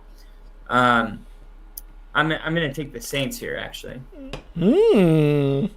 I think the Tampa Bay 2-0 thing is something that we'll look back on when they're 2 or maybe 3-10, and we'll be like, well, they started 2-0. Remember when we were like, Tampa, Baker Mayfield, Yeah. This could be one of those teams that we look back on, and they have the 3rd pick in the draft, at the end of the year, and they draft a quarterback, unfortunately for Baker. But he didn't. True. Like you said, I didn't really think about it until you brought it up in that post game. But Baker didn't really do anything that showed you oh, there he is, he's back. Yeah. He's just kind of he looked like exactly what he is. It reminds me of that press conference. They are who we thought they were, and we let them off the hook. We let them off the hook. If you want to crown them, then crown their ass. Yeah, Baker's just kind of we know what Baker is, and the Mm. Saints are just a better team in my opinion, and the Saints are at home. So yeah, I'm taking the Saints in the Superdome. Yeah, I think if Derek Carr plays in this game too, Nope, you and can't change your mind. whatever. The Colts. If Anthony Richardson plays in this game, you bastard. I think if Derek Carr, I think if Derek Carr and Alvin Kamara are in this game, the Saints are gonna. I think they're gonna take the dub, and I think they're gonna take it pretty easily. But I mean that Baker to Evans connection is getting really good. But again, they played the Vikings, they played the Bears. It's games they were supposed to win, and you can't knock them for the schedule, but they're easy wins. So Yeah. If they play, Saints are taking it. If not, I think Baker and Evans are gonna, like I said, connect twice, take the win by maybe 3 to 6 points. In those easy wins against the Bears, they won by 10, so that's fine. But then the Vikings, they won by 3, but Mayfield only had 173 passing yards in that game. And Minnesota's passing defense is ass. So, Yeah. I'm looking at this Tampa team, and I'm like, this is the worst 2-1 football team in the NFL right now. This is a winning record. Yeah, and I think it looks the bad. Bears or Broncos would have a real chance of beating if they played Sunday. They sure had a chance. They didn't. Oh, Let's they already move on. lost. Yep. Too soon? A little too soon. Let's move on to the next one. An NFC beast showdown. The Commanders going into the city of brotherly love to take on the Eagles. The Eagles, after beating the Bucks just badly, they look good, man. The Eagles look good. I don't know if there's much to say here. The Eagles' defense is great. That front four with Jalen Carter as a rookie is still so dominant. The tush push with Jalen Hurts is working. They're getting those. Yep, you gotta cup the tush, and you gotta push the tush. That's working so well. They're gonna go in for scores all the time like that. The offense right now seems to not be. They just seem to be having a bit of a slow start. We saw AJ Brown kind of complain about targets, about getting the ball to him, and he was one of the targets that Jalen Hurts was really going after in this game. And I think he ended up getting a touchdown, if I'm not mistaken. I forget. Yeah. No touchdown, but 120 yards. Oh, okay. Yeah, this team can, they don't need to pass the ball. That's what I'm so frustrated about. Is everyone's oh, they're just not the same. It's they're winning and they're running the ball very well. Running the football is not, having a good offensive line and running the football is not boring. That's football. Yeah. That's you need that. And that will open up AJ Brown. And if that happens, in week 8 or week 9, who cares if you're undefeated when that starts? Yep. I think there's nothing to be concerned about here. The only concern I have is that last year Philly was 8-0. I was in South Florida when there was a Thursday night football game. I didn't even watch the game. When I got back, Philly lost, and they were upset by the Commanders. Now, Philly was coming off a bye week when they played that game, so that might have had something to do with it. I don't know. Sometimes the bye week helps, sometimes it hurts. But this Commanders defensive front is no joke. Yeah, that's true. Chase Young, Montez Sweat. No, Montez Sweat and Cameron Payne. Yeah, did you say Payne? Yeah. So this defense is really, really good. So I think this is going to be maybe, let's see what the favorite is. It's going to be Philly, but how much? Yeah, I think so too, for sure.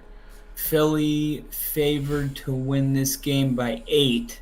I'd take the Commanders with the points. Yeah, sure, Eagles get the win, but Sam Howell has shown some flashes. I watched him play, and the Commanders, that's the type of team that you don't really respect until you watch them, and normally it doesn't happen until they're on prime time or they play your favorite team. I got to see that first, and I was like, man, this Commanders, team is not bad. 8 points. Philly, like, I'm not worried about them, but the fact is that they're not really throwing the ball around. And that cornerback that they drafted from Mississippi, Banks, I think his name is. Okay. He's starting to really hit his rhythm.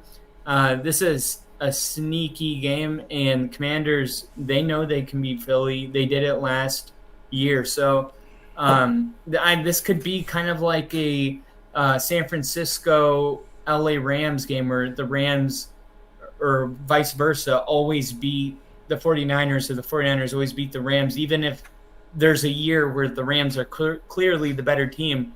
Sometimes there's just that divisional Achilles heel team that you don't know why you can't really beat them. True. And I see the Commanders kind of being that for Philly. So I'm going to go with another major upset here. I'm going to take the Commanders. Wow. Yeah, I'm going to take the Commanders here. I'm going Eagles, man. And look, like you said it earlier.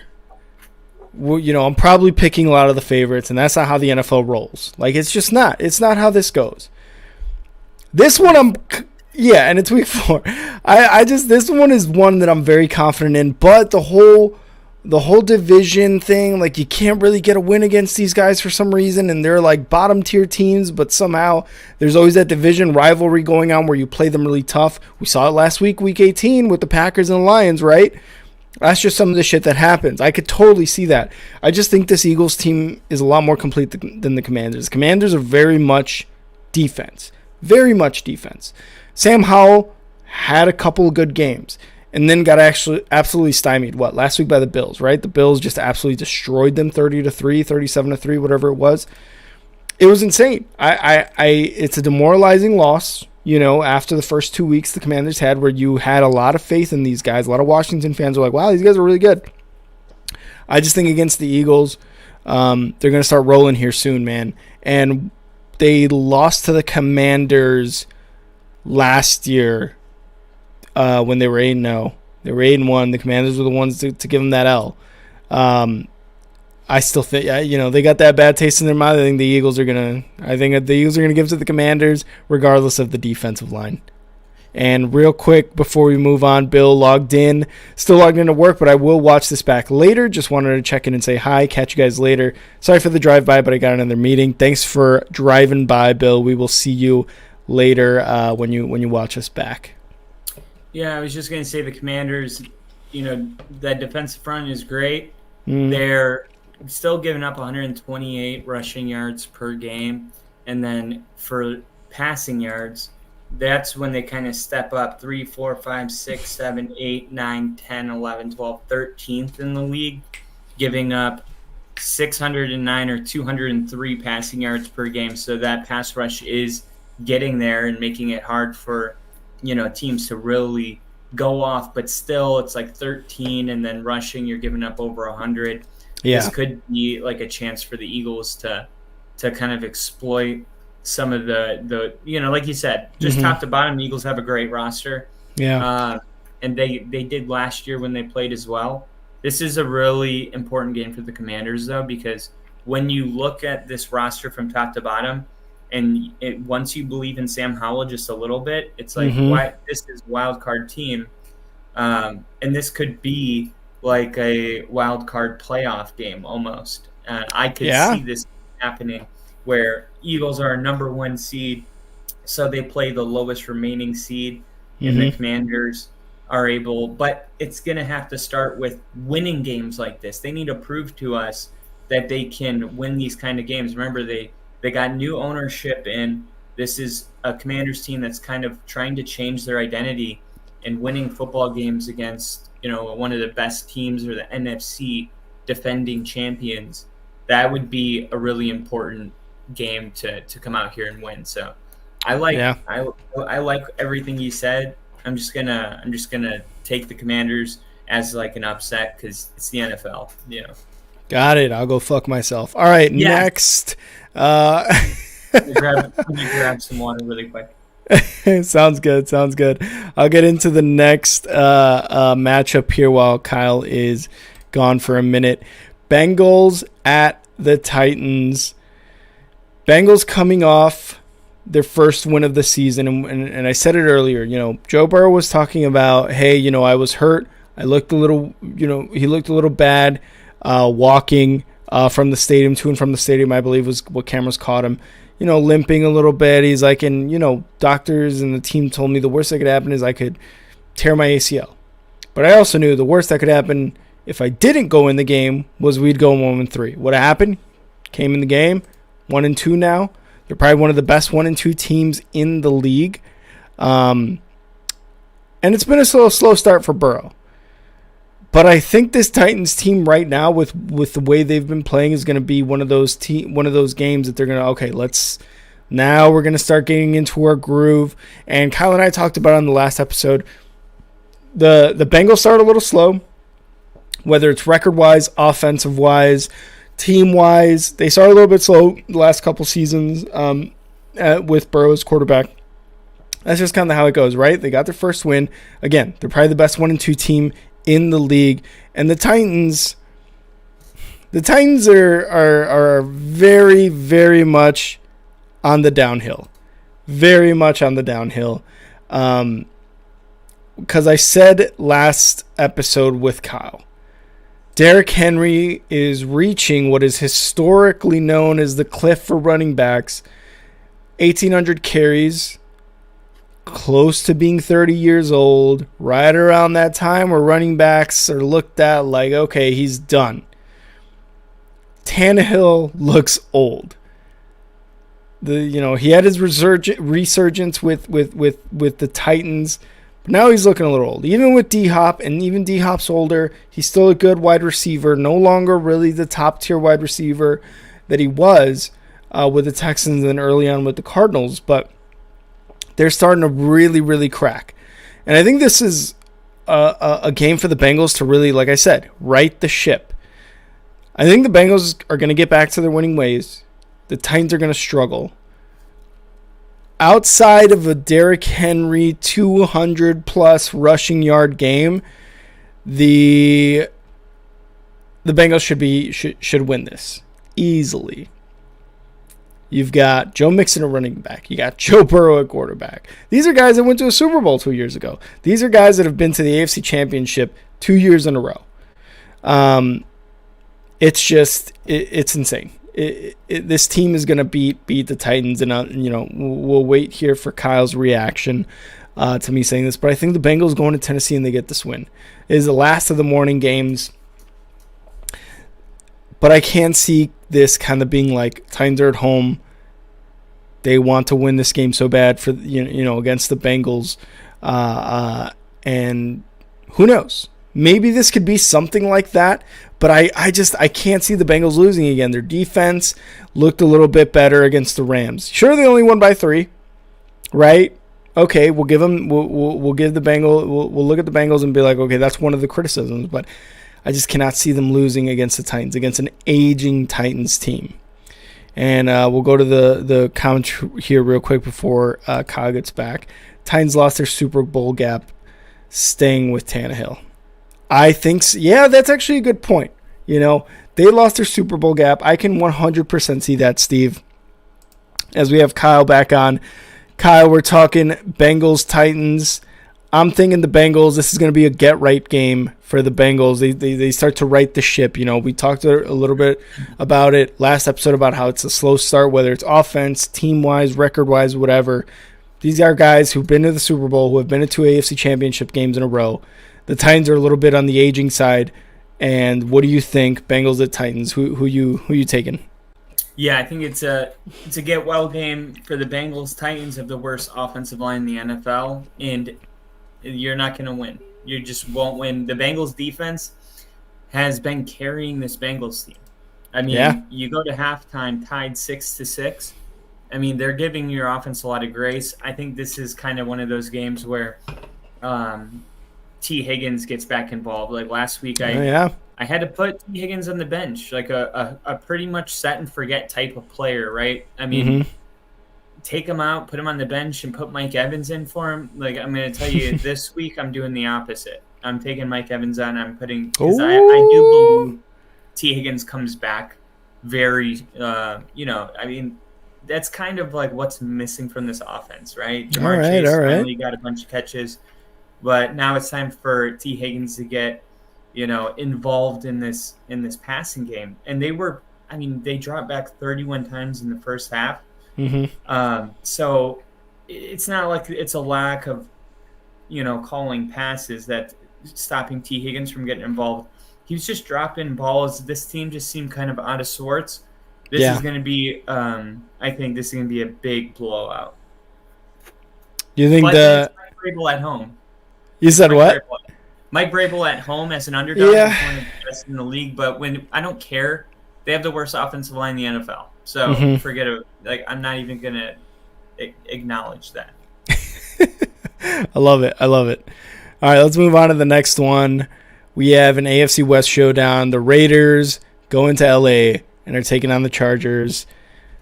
Another game, another Week 4 reflection game. The Chargers, Staley is on the hot seat, I think. He's on the hot seat. Yeah. 100% on the hot seat. And this is the beginning of the PM of the afternoon games. They're coming off a much-needed win against the Vikings, and they should get another one against Vegas. If they don't, Staley's going to be gone, man. Obviously, I said he's on the hot seat. If they don't get a win against Vegas and a struggling Jimmy G and a Devontae Adams that is, like, again, another frustrated top-tier wide receiver with how the offense is going, and an offense that has Josh Jacobs and a defense that has Max Crosby on defensive end, like, they're struggling hard. Josh McDaniels is struggling. If they can't get a win against this team, it's going to be a Staley fire watch. Like, when is he getting fired? Is he getting fired after this game, midweek, after another team, after another game? Like, when's he getting fired? But I think Herbert and this Chargers team has been doing well. They did well last week. The Chargers are going to Charger, but I think it's going to be a little bit better, and they should get this win against the Raiders, and that's what I'm taking. I'm taking Chargers at home to take this dub. Yeah, and when teams were saying, like, oh, blow up the whole thing in Denver, one of the things that was mentioned was trading Sean Payton to the Chargers, and since that's the job he wanted anyway. So that it just does show you that, like, Staley's on the hot seat. When other teams are considering, like, in their fan commentator banter to talk about trading their head coach to a team, like, that team's that guy's very much on a very hot seat. Yeah. Okay. So I look at this game. There's no Mike Williams. He's out for the year. Looking at the weather report in LA, it says it's going to be a high of 70. So I don't see the weather playing a factor in this game. A low of 57. It's going to be a beautiful day for football.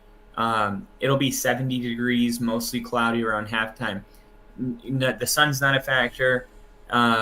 So I'm going to take the Raiders here. Devontae Adams is really rolling right now with Jimmy G. Over 40 fantasy points last week. There you go. I just think it might be true. And Staley may have lost this team, whether he likes to acknowledge that 27-0 lead they had against Jacksonville. Like, there's just certain moments, like I talked about last week, that you just can't come back from. It's like, okay, like we just need a fresh start with somebody else kind of a feeling. The Chargers, man, they got a win last week against the Vikings, but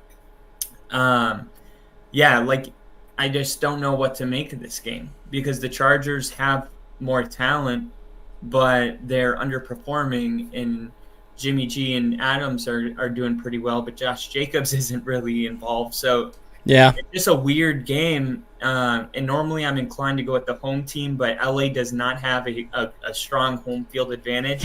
And then you take that in account with the weather not being a factor or the heat. Yeah. The Chargers really don't have an advantage here. The Raiders, 3-4 hours of a drive away. Vegas. They'll come to this game. I think this is almost like going to be a neutral home field advantage, like a Super Bowl almost. And because of that, I'm just going to go with the Raiders because at least they're not, like, falling apart even though they have the same record. Yeah. The Raiders aren't. No one's really talking about Josh McDaniels being fired. They are talking about Staley being fired. Yeah. Sometimes that type of pressure produces something beautiful. Like, that's how diamonds are made. They're put under extreme pressure, and then the impurities come out of it. I don't know if Staley can turn into a diamond. I think they just might be pressurizing the wrong type of rock here, and this might be the moment that rock explodes and there's no diamond. I love the analogy. I love it. We need to play Diamonds by from Sierra Leone by Kanye right now. I think that's what we got to do. Shining bright like a diamond. That one? Nope, that's another song. Okay. That's Rihanna. But anyway, let's move on. Let's move on to the other game in the afternoon on Sunday. Bill Belichick and the Patriots go into Dallas to take on Dak Prescott and the Cowboys. The Cowboys coming off a pretty embarrassing loss last week against the Cardinals. And that's what it was. It was embarrassing. A lot of people had the Cowboys absolutely winning this game. And the Arizona Cardinals said, no, we've actually got some good players. And Dobbs is actually playing pretty good. Like, who is this guy, right? Can't even buy his own jersey at the team store. Saw that? Yeah, this is insane. Like, that was a funny video. Custom make his jersey. I know.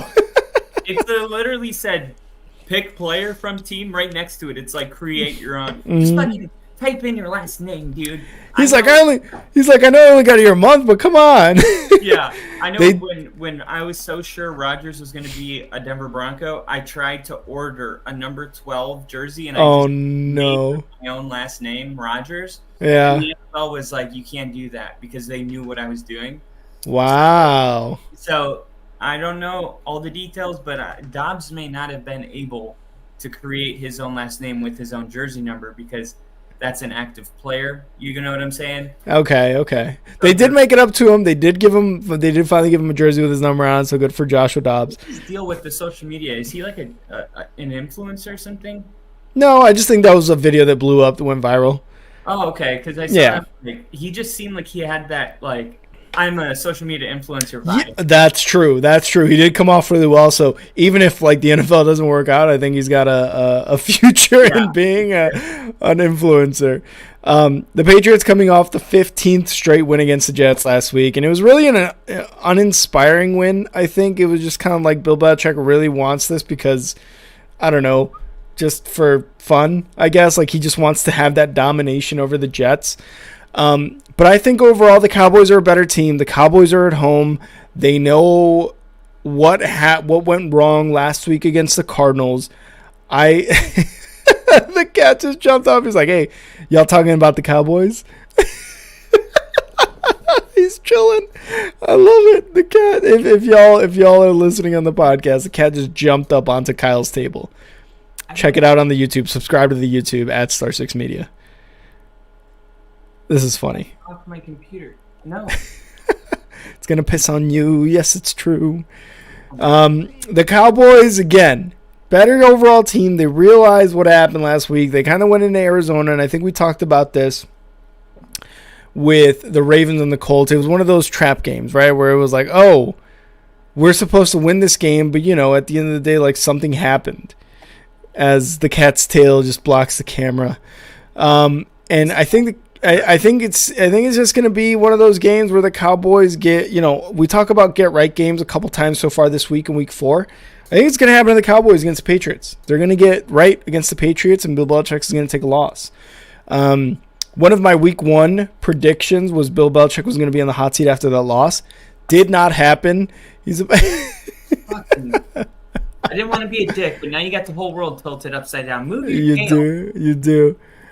This is hilarious. I hope you guys are watching on YouTube. This is hilarious. Oh my god. Didn't like me. Now it's like, oh, I want your attention because you're paying attention to sports. Like, how dare you not pay attention to me? I know how cats are. I've got cats, dude. They're assholes. They are assholes. Steve is saying, I think Bill stumps their offense. We know he studied that last game. I disagree. I think the Cowboys and Mike McCarthy come over and take that dub. I think the Cowboys are going to win this game. Yeah, so back on track. The way I look at this game is New England's 1-2, but they're probably the best 1-2 team in the league. Yep. I think that defense is for real. So the Cowboys don't see Mark McCarthy being able to put up 40 or anything like that. I think this is going to be a close game. Just it's two really good teams. Really? Okay. Right now, Cowboys at 6.5. Just you expect them to bounce back after that Cardinals game. I get it, but yeah. I mean, they kind of showed us. Like I don't think the Patriots would have lost like that to the Cardinals. So because of that, yeah, it's a lot of upsets. But I'm gonna go with the Patriots. What? It's a weird season. Come on. You're dog shit. That's a dog shit pick. What are you talking about? The Patriots are doing well. That's a dog shit pick. Okay, oh my let me just say, God. week 1, the Patriots were literally he was out of bounds. They said his foot was out of bounds. That was 4th down. The Patriots were gonna win that game against the Dolphins. They were that close to beating the Dolphins. And then so you take that out and they could be 2-1, and that's a really good team. It's just I don't see how anybody could be so confident. Like, yeah, the Cowboys beat the shit out of the Giants, but the Giants don't look like a good team right now. I'm sorry, Bill, but it doesn't seem that impressive. It seemed very impressive week 1. Yeah. But then week 2, it was a little less impressive because we found out the Giants were just really struggling. They struggled in Arizona. They were down like 21 points to the Cardinals. So part of me is like, maybe the Cardinals aren't a terrible team. Dobbs guy, maybe they found something there. So I don't want to overreact to be like, oh, because the Cowboys lost to the Cardinals, I'm going with the Patriots. It's not that. It's just the Patriots to me have been more consistent. I feel like I know what I'm going to get with the Patriots. Yeah. But when it comes to the Cowboys, it's a roller coaster, and you're just hoping that you're in the right time at the right place whenever you pick the Cowboys. I'm going to go with the more consistent team here. Bill Belichick, he's going to come into this game prepared. They're going to do it the Patriot way. They're going to do their job. And everyone's going to be like, oh, what's going on with the Cowboys? Is McCarthy on the hot seat? No, Patriots are good, and they're capable of beating this team. I'm going to say something that I don't know how you're going to take it, but I don't know how a lot of people are going to take it. You're a fucking idiot. Yeah, first of all, no. I'm out on Bill Belichick as this smart head coach. I'm out. Tom Brady was the reason he won those Super Bowls. You're out? I'm out on Bill Belichick. What is defense? Look, for a long time, right? Like, we thought Bill Belichick was this guy. He would give anecdotes in press conferences about what a minutia thing meant to the NFL, how it came to be, blah, blah, blah.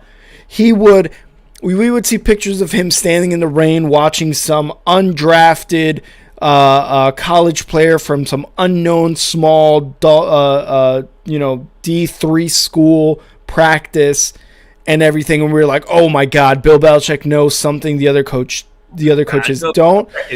Oh, Bill Belichick. Oh yeah, Tom Brady. The rain. Like, yeah, I none of that worked out. That guy was in the NFL, I think, for maybe a day, like an hour. He had a cup of coffee and got out of the NFL. Bill Belichick with Mac Jones. Maybe the talent's not there with Mac Jones. Maybe the talent wasn't there with Cam Newton. I don't know. Obviously, the talent wasn't there with, Jimmy G's been getting paid a lot of money, but he hasn't really performed. He's never won the Super Bowl. Matt Castle got a lot of money in Kansas City. Jacoby Brissett has gotten a lot of starting jobs, but has eventually been turned into the backup. Bill Belichick is a guy who needed Tom Brady. He is someone who needed Tom Brady. At the end of the day, you look at this, and yes, we have hindsight, right? Like, I have hindsight to build my case off of this. I wouldn't be saying this in Tom Brady's last year, Like, but they didn't have Bill O'Brien. and they were overtasked last year.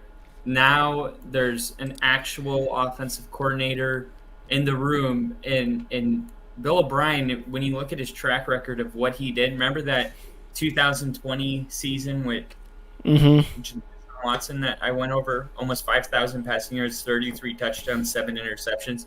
Yeah, Bill O'Brien was running that shit. So I do think that this is a different team. I'm not going to hold, the last couple weird seasons against them. Yeah, it's like trending in a way where if the Patriots don't right the ship, Belichick's on the hot seat at the end of the year. It's very awkward because his family is on the staff and all of that stuff. Yeah, it is. I just wanted to say that because I'm out on him. I'm out on this aura around him. He's some amazing Hall of Fame head coach. Without Tom Brady, he would be nothing. I think it's very fair to say that. Without Tom Brady, good just decisions. I mean, even early in his career playing Denver on Sunday night, I remember a game where he gave up a safety on his own so he could kick the ball off to them, call 3 timeouts, then get the ball punted to him to win by a field goal. And then nobody at that point had ever thought about doing that. When it comes to clock management, situational football, the fundamentals, those are all the boring things that don't really matter when you're not scoring points. But if Bill O'Brien bring the deep play and bring that splash back to this defense, and then they can hold on to those fundamentals and have a good offensive line and run the football, then all of a sudden this team is much more complete. I think right now Dallas, you got, if you're doing a power rankings, they're in your top 10 maybe, where the Patriots are maybe around 14, 13, maybe even 15, but this is definitely within their reach, I think. But I understand what you're saying, and I think even Rusty, the Patriots fan that I interviewed, Rusty's a huge Patriot fan, and he's with you, where it's this is their season to kind of right the ship. But I just think they're better than their record right now, and I do think they've already started fixing things that haven't they're fixing issues that have been existing since Brady left. We just haven't kind of seen we're still crossing the bridge. We're not on the other side of it yet. Okay, that's fair. I just wanted to get that out there because that's just kind of what I'm thinking. But you're taking the Patriots, I'm taking the Cowboys in this one. Let's move on to the final afternoon game on Sunday. We have the Cardinals going to San Francisco to take on the 49ers. Cardinals all day. I'm glad we agree on who's losing, because the 49ers are an absolute wagon of a team, bro. The 49ers, top team in the NFL, should have zero problem against the Cards. Brock Purdy, honestly, Brock Purdy might be the weakest part of this team. And that's not even in a bad way. I think it's just, this is what, 12th, 13th game in the NFL as a starter. There's been some times, where he's kind of looked like a little bit under pressure, maybe making throws, not so great, but saying he's the weakest part of the team in a team that really has it all figured out, that's not really saying much. I don't think it is 12? Oh, okay. Really good. Yeah, it's not in a bad way that I'm saying this. I just think that their defense is great. Their skill players are amazing. Their special teams is probably just as good, even though they never punt the ball and they kick off because they score a lot. This team is just very complete, and I don't know, man. They should have no problem against the Cardinals, but the Cardinals again beat the Cowboys last week, a defense that was ranked probably top 3 defense with Micah Parsons and all those guys. I just don't think the Cardinals I don't think the 49ers should have a problem against the Cardinals, and I think they should win by 2 scores.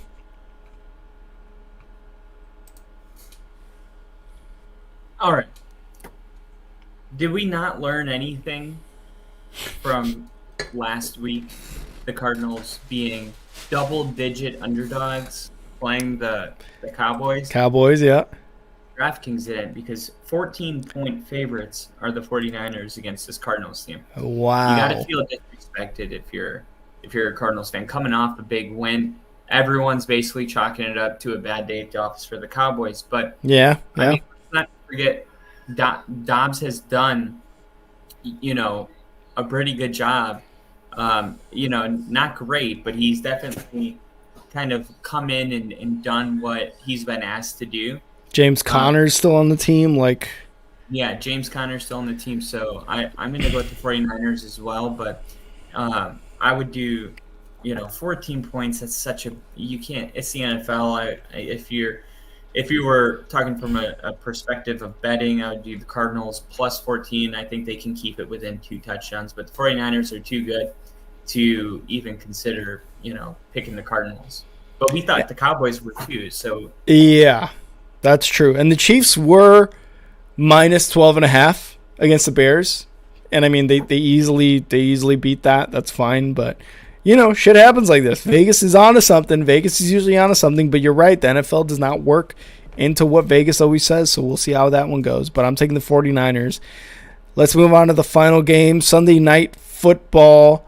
The Chiefs. Bum bum bum bum. All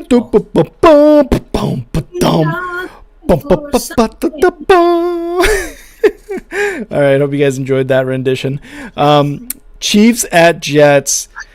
This would have been great. This would have been really good. And I'm sure a lot of people are asking why are the Chiefs and Jets on Sunday Night Football. They made this game well before those four plays into the first game for the Jets. It was going to be an amazing matchup between Rodgers and Mahomes, assuming that both of these teams were going to go into this game with winning records. Obviously, the Chiefs 2-1, Jets 1-2. They had that win against who was it? The Bills, right? The Bills. They beat the Bills, I think, week 1. Right. Yeah. So they stole a win. Zach Wilson is not the answer quarterback. These guys are a dumpster fire. The defense is still good, but even they're underperforming a little bit. They just see what this offense isn't doing. Zach Wilson is garbage, man. Zach Wilson is hot garbage. Robert Salah might be on the hot seat soon. And I thought... Oh, no. I know, but let's be honest, though, because he's like, hey, we have a better chance of winning with Zach Wilson at quarterback, and everyone is saying no. Even Zach Wilson's play is saying no. Granted, he knows the playbook, he knows the team, but he is just not doing anything with this team. The Chiefs coming off an amazing win against the Bears, a team they should have beat, the Taylor Swift game with Travis Kelce scoring a touchdown, getting right. I think the Chiefs going to New York into the Jets Stadium, and they kill him. I think they kill him. I think this is a killing. Yeah, it's weird because we just heard Salah talk. I don't know where I heard it. It's one of those where it's just in your subconscious somewhere, but you don't know where you saw it. But he was talking about without having Aaron Rodgers, this defense has the ability to be elite, right? And that's what it was going to take. When you look at that Buffalo game, the reason they were able to steal a win was because they had 3 turnovers and the defense didn't give up a single point in the second half. Looking at the up to week 4 now, you're looking at this team. They're 20th, ranked 20th in yards per game. Mm-hmm. So the only way for the Jets to have really ever had a chance with Zach Wilson was if the defense was going to step up and play like the elite unit that they have the potential to be. Mm-hmm. But they're just not doing that right now. The New York Jets are, just not great right now. But if that defense can come back, like last time the Jets were at home in primetime, they showed out for the fans. I'm still thinking the Chiefs are going to win here just because it's Mahomes versus Zach Wilson at the end of the day, and the Chiefs defense is playing really well. But I'm gonna steer away from mentioning any type of blowout on Sunday Night Football in New York. I think this Jets defense steals the ball a couple times from Mahomes, keeps it close, and then Chiefs score a touchdown, win by 10. Yeah, I think they're going to steal the ball for sure against, whoever the backup is, Blaine Gabbert, once the Chiefs are up 21 points against the Jets, and then the Jets make it close because they score a garbage time touchdown. That's what happened. I mean, he had 2 interceptions against the Bears last week, and if you make the 99 touchdown drive against Jacksonville in the playoffs, remember that? That's true. But if you make the Bears defense look good with 2 interceptions, I don't know if that's the backup quarterback you want. Good defense. They have good secondary, and when they're not hurt, so that's decent. But I don't know, man. I think the Chiefs are gonna make this kind of like a Bears situation of last week, where they really beat them, and they got their second, third string guys in later in the game to kind of close it out, and maybe they have a garbage time touchdown. The Jets, we'll see what happens. But Steve agrees with me. I agree, Kyle, but I still think the Chiefs will be up 3 scores in the game. Okay, so that's at least 18 points. Yep. 7. Minimum. Oh, I'll be streaming it, so. There you go.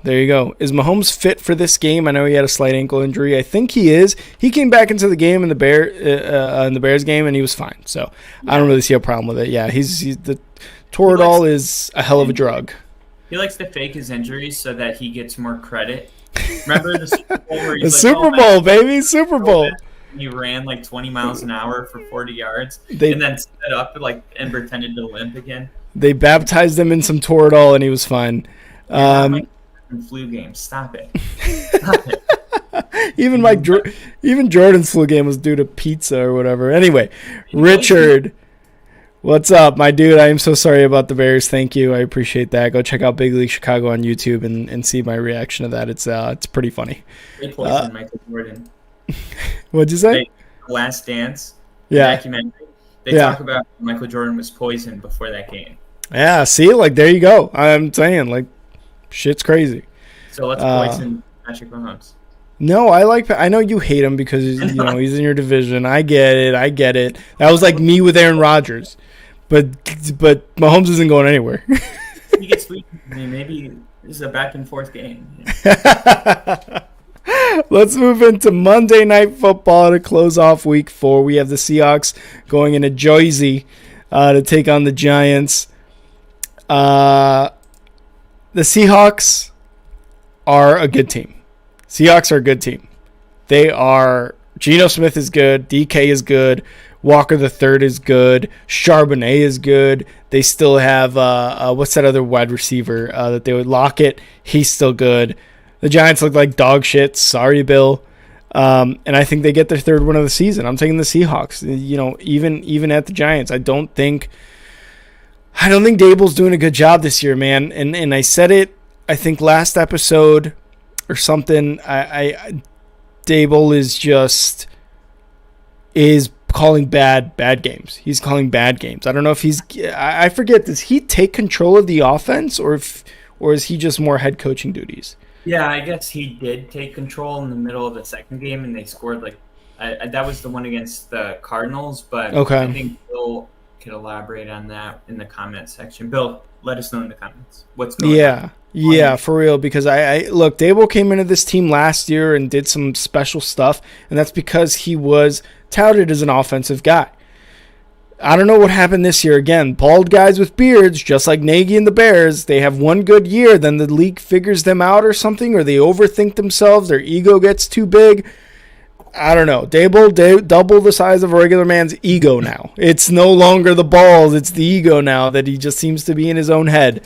But the Seahawks with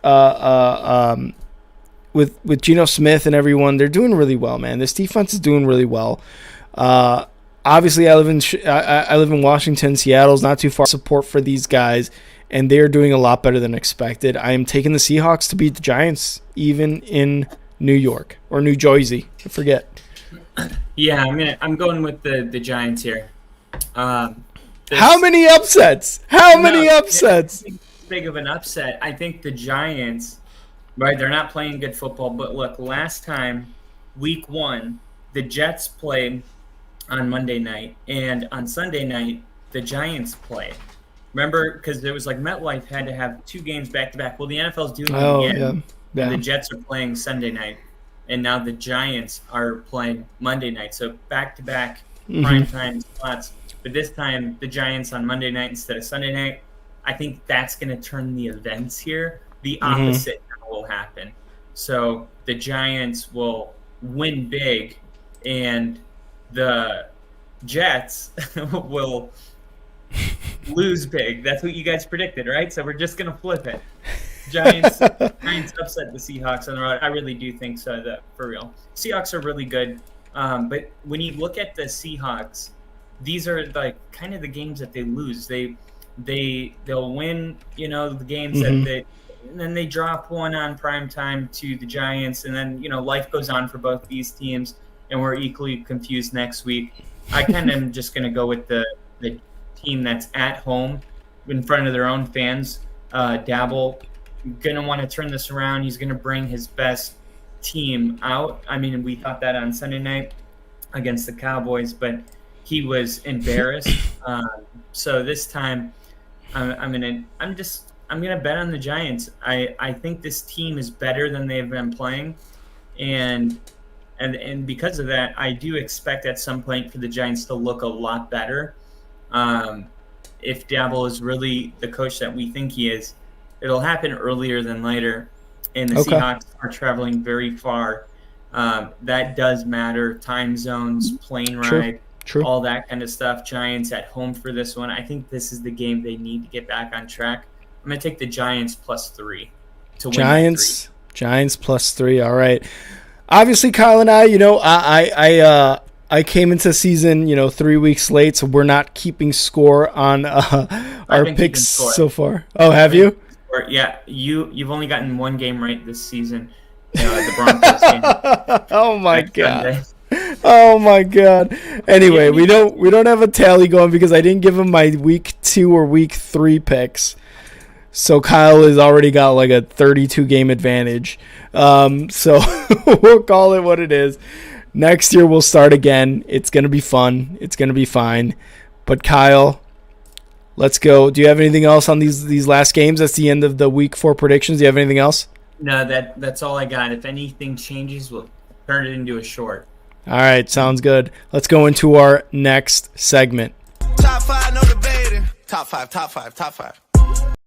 Let's go. Top five.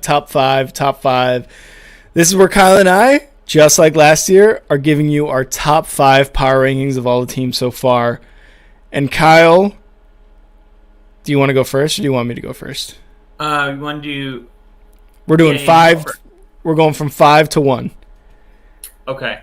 All right. Okay. You go first. All right.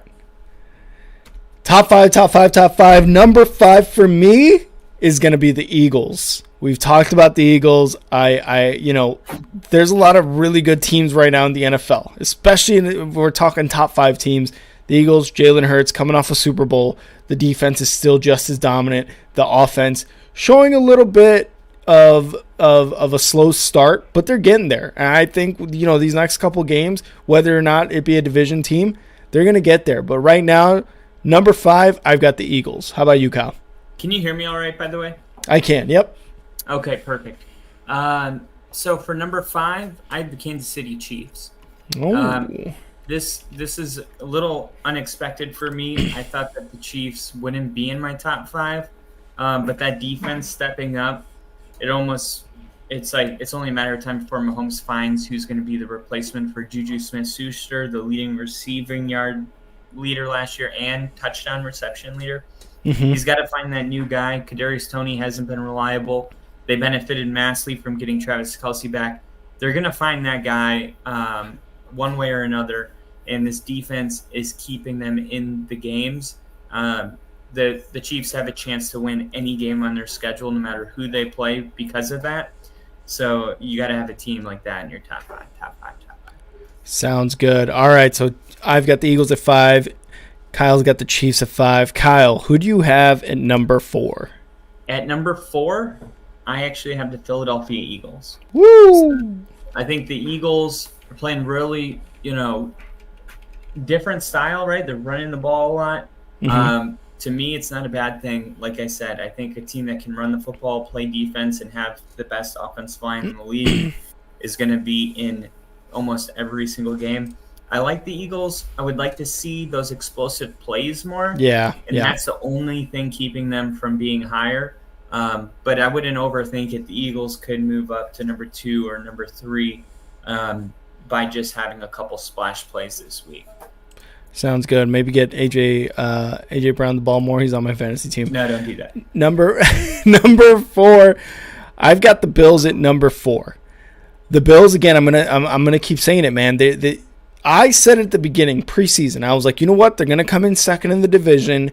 Their window seems to be closed, and that I think from a lot of people across the league, analysts, media, whatever, seems to have sparked something in the Bills. They lost week 1, sure, against a Jets team that maybe they should have really beat. They should be 3-0 right now, really, when you think about it.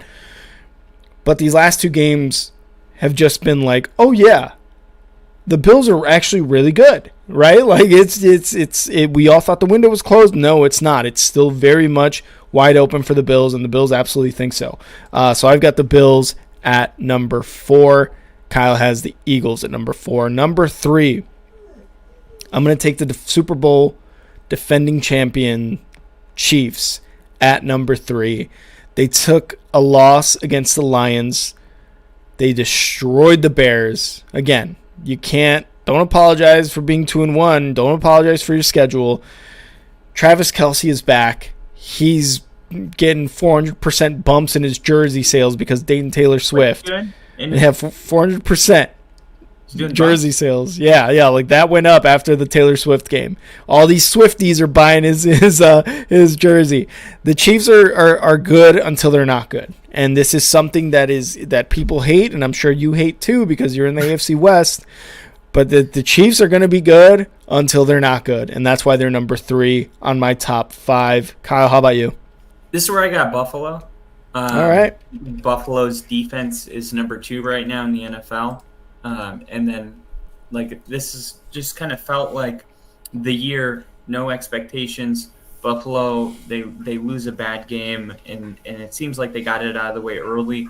They've been very good, you know what I mean? Like they're beating teams very badly. The Chiefs lost week 1. We're not hanging it over their head. I think we've all moved on. And I think we recognize Buffalo collectively as they're back. And what does that really mean for a team that's never won a Super Bowl? Well, it just means that they can compete for a Super Bowl. And, yeah, that's why they land so high on my list. Oh, yeah, right. By the way, that defense, about to get Von Miller. They're about to get Von Miller back. That's right. He's probably going to get hurt again, but hopefully not. Wow. It's just who he is, man. The last 3 years, Von Miller's been like, yeah, I'm so dominant. I'm just going to get hurt again. Like, what the fuck, man? The football players have egos. They know how good they are. You're upsetting the Cats.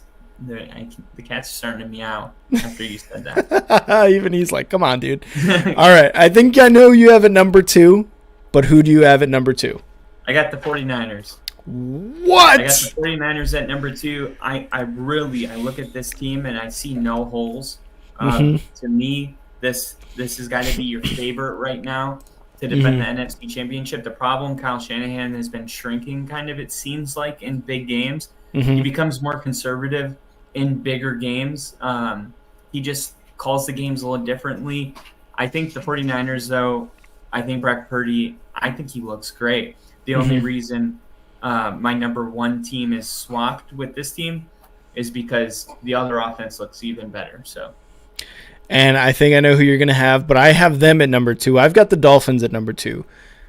They scored 70 points last week, sure, right? Like, this offense is dynamic. This offense is so good. The defense is good. This team seems very complete. And they're number 2, and this isn't. There's really nothing bad to say about them, but because there's nothing really bad to say about the team I have at number 1 either. The Dolphins are a dominant team.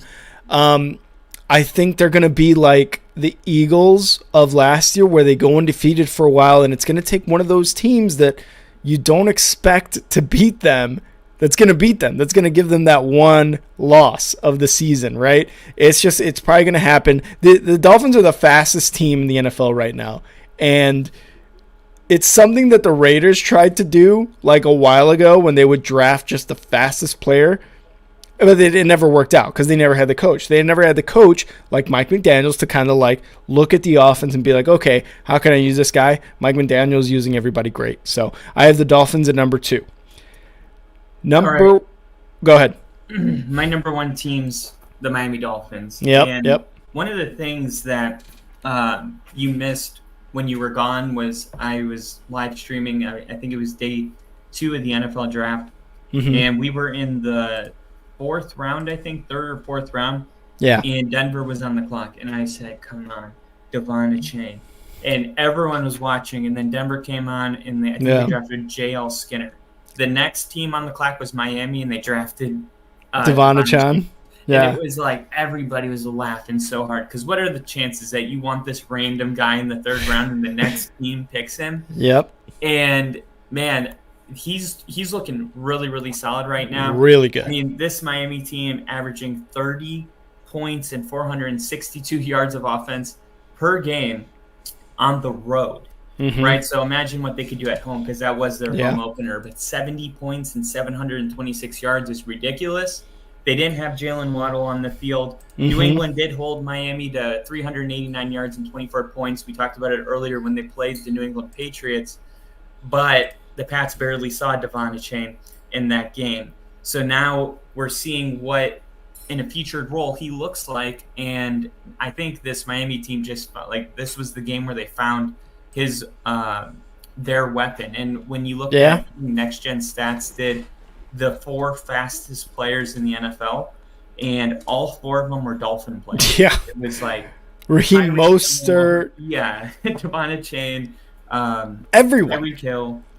And they didn't even have like Jalen Waddle on the field. So to me, like growing up in South Florida, and being in track, like there's just a different type of speed in South Florida. Like people are very, very, very fast. This Miami team, it used to be Tyreek Hill had this identity, the cheetah. Yeah. This whole entire Miami offense just feels like a track meet every Sunday. Yeah. And in Tua, he's looking a lot better. I mean, I never thought Tua looked bad. I made this comparison after the Broncos game. Through the first 3 weeks, he has the same numbers that he had last year. Exactly the same. Attempts, yards, completions, interceptions, the touchdowns, all exactly the same. So I think Tua is really getting comfortable in this thing. The jiu-jitsu training he did, learning how to fall, it's working. Mike McDaniel seems to be paying off, yeah. Yeah, Mike McDaniel is definitely a full-blown genius. And one of the things that you see when Miami, you see this from Cincinnati too, but you see a lot of pre-snap, a little bit of motion, just to kind of freeze up those linebackers and just cause a little bit of confusion. Yep. And in that kind of stuttering or pausing, you lose your instinct. The fastest wide receivers on the field that are going to capitalize on finding those spaces. And I just don't know if there's a team that will be able to stop this Dolphins offense. I'm not sure what's going on right there, but I just don't know if you're going to be able to stop this Dolphins team. And because of that, I have to put them at number 1 because they're kind of unlike anything going on in the NFL right now. Definitely. I definitely agree with everything you said. Except I don't know if you can stop the Dolphins offense because my number 1 team are the 49ers, and that defense can stop the Dolphins offense. That defense, Super Bowl. We'll find out in the Super Bowl because, yes, 100%. I can see both of these teams meeting in the Super Bowl. I love the Chiefs. I love the Eagles. They were in the Super Bowl last year, but the NFL is one of the major leagues in U.S. sports that has the highest turnover in playoff teams, I guess is what you would say. Year in, year out, there's different teams in, there's different teams out. Obviously, you have like the Patriots who are always in it, the Colts who are always in it, the Chiefs now, the Philadelphia Eagles, Bills, teams like that are always in it. but they have the highest turnover of teams. So I think in the Super Bowl, it'll be these two guys. These two teams, as long as they continue to do what they do, the 49ers with their defense and their offense working the way it has been, it's going to be very tough to beat the 49ers.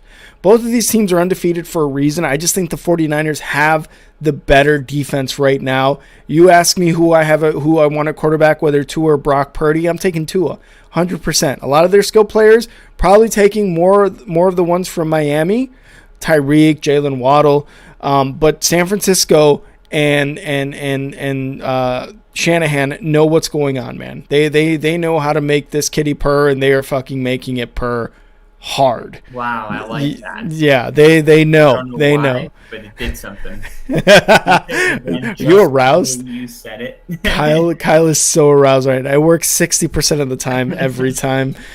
I have quick. 49ers are number one for me though. I want to see if the Dolphins schedule really quick. If they're playing the 49ers this year. Ooh, that would be a game.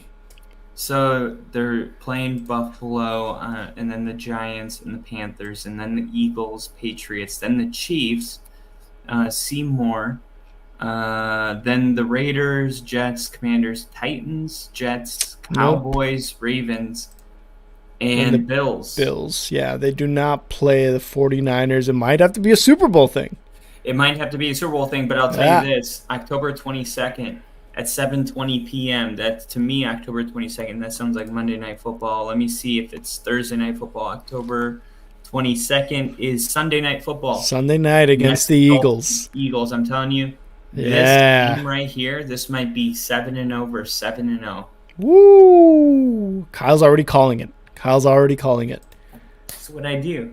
That's what I do. If you call enough things, you'll be right about some of it. I'm gonna have so many fucking takes, and one of them's got to be right. All right. Well, that was our top five, and why not? Let's just play the video one more time. Top 5, no debating. Top 5. There you go. Thank you guys so much for joining us. We're a little over 2 hours right now into the stream. Thank you guys so much for joining us. We got Thursday Night Football tomorrow.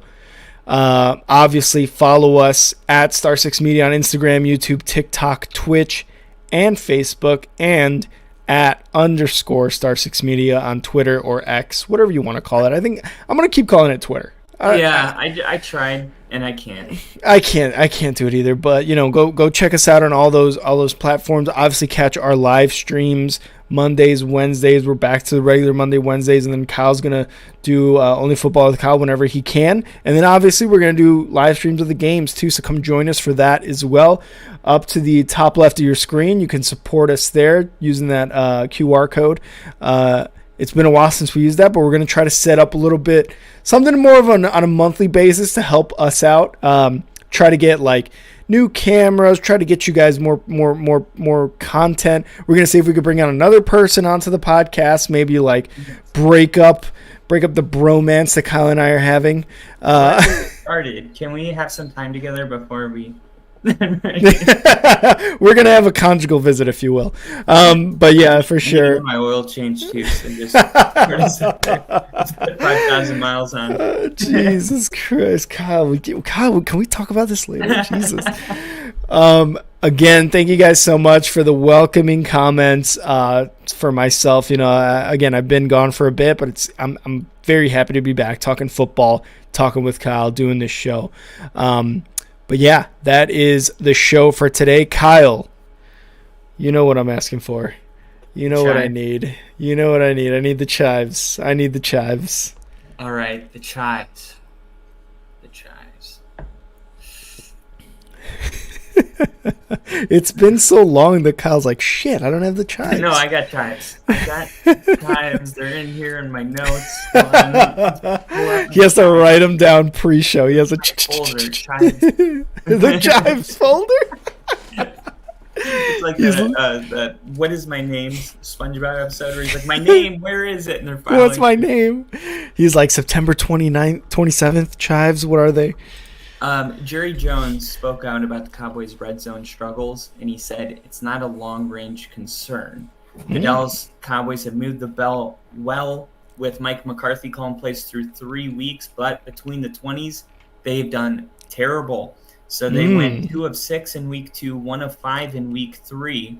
So this is a Dallas team that is able to move the ball really well. And you look at that 16-28 loss they had against the Cardinals. Really, the Cowboys' 40% conversion rate tied for 4th worst in the NFL through 3 weeks. If the Cowboys want to right the ship, they're going to have to figure out how to get that red zone defense up against a really tough Bill Belichick defense. That's the matchup I'm really looking forward to in Patriots-Cowboys. There you go. That was the Chives with Kyle. Want to give a huge shout out to Steve, JST, Richard, even Tyler, who was giving me shit about the Bears.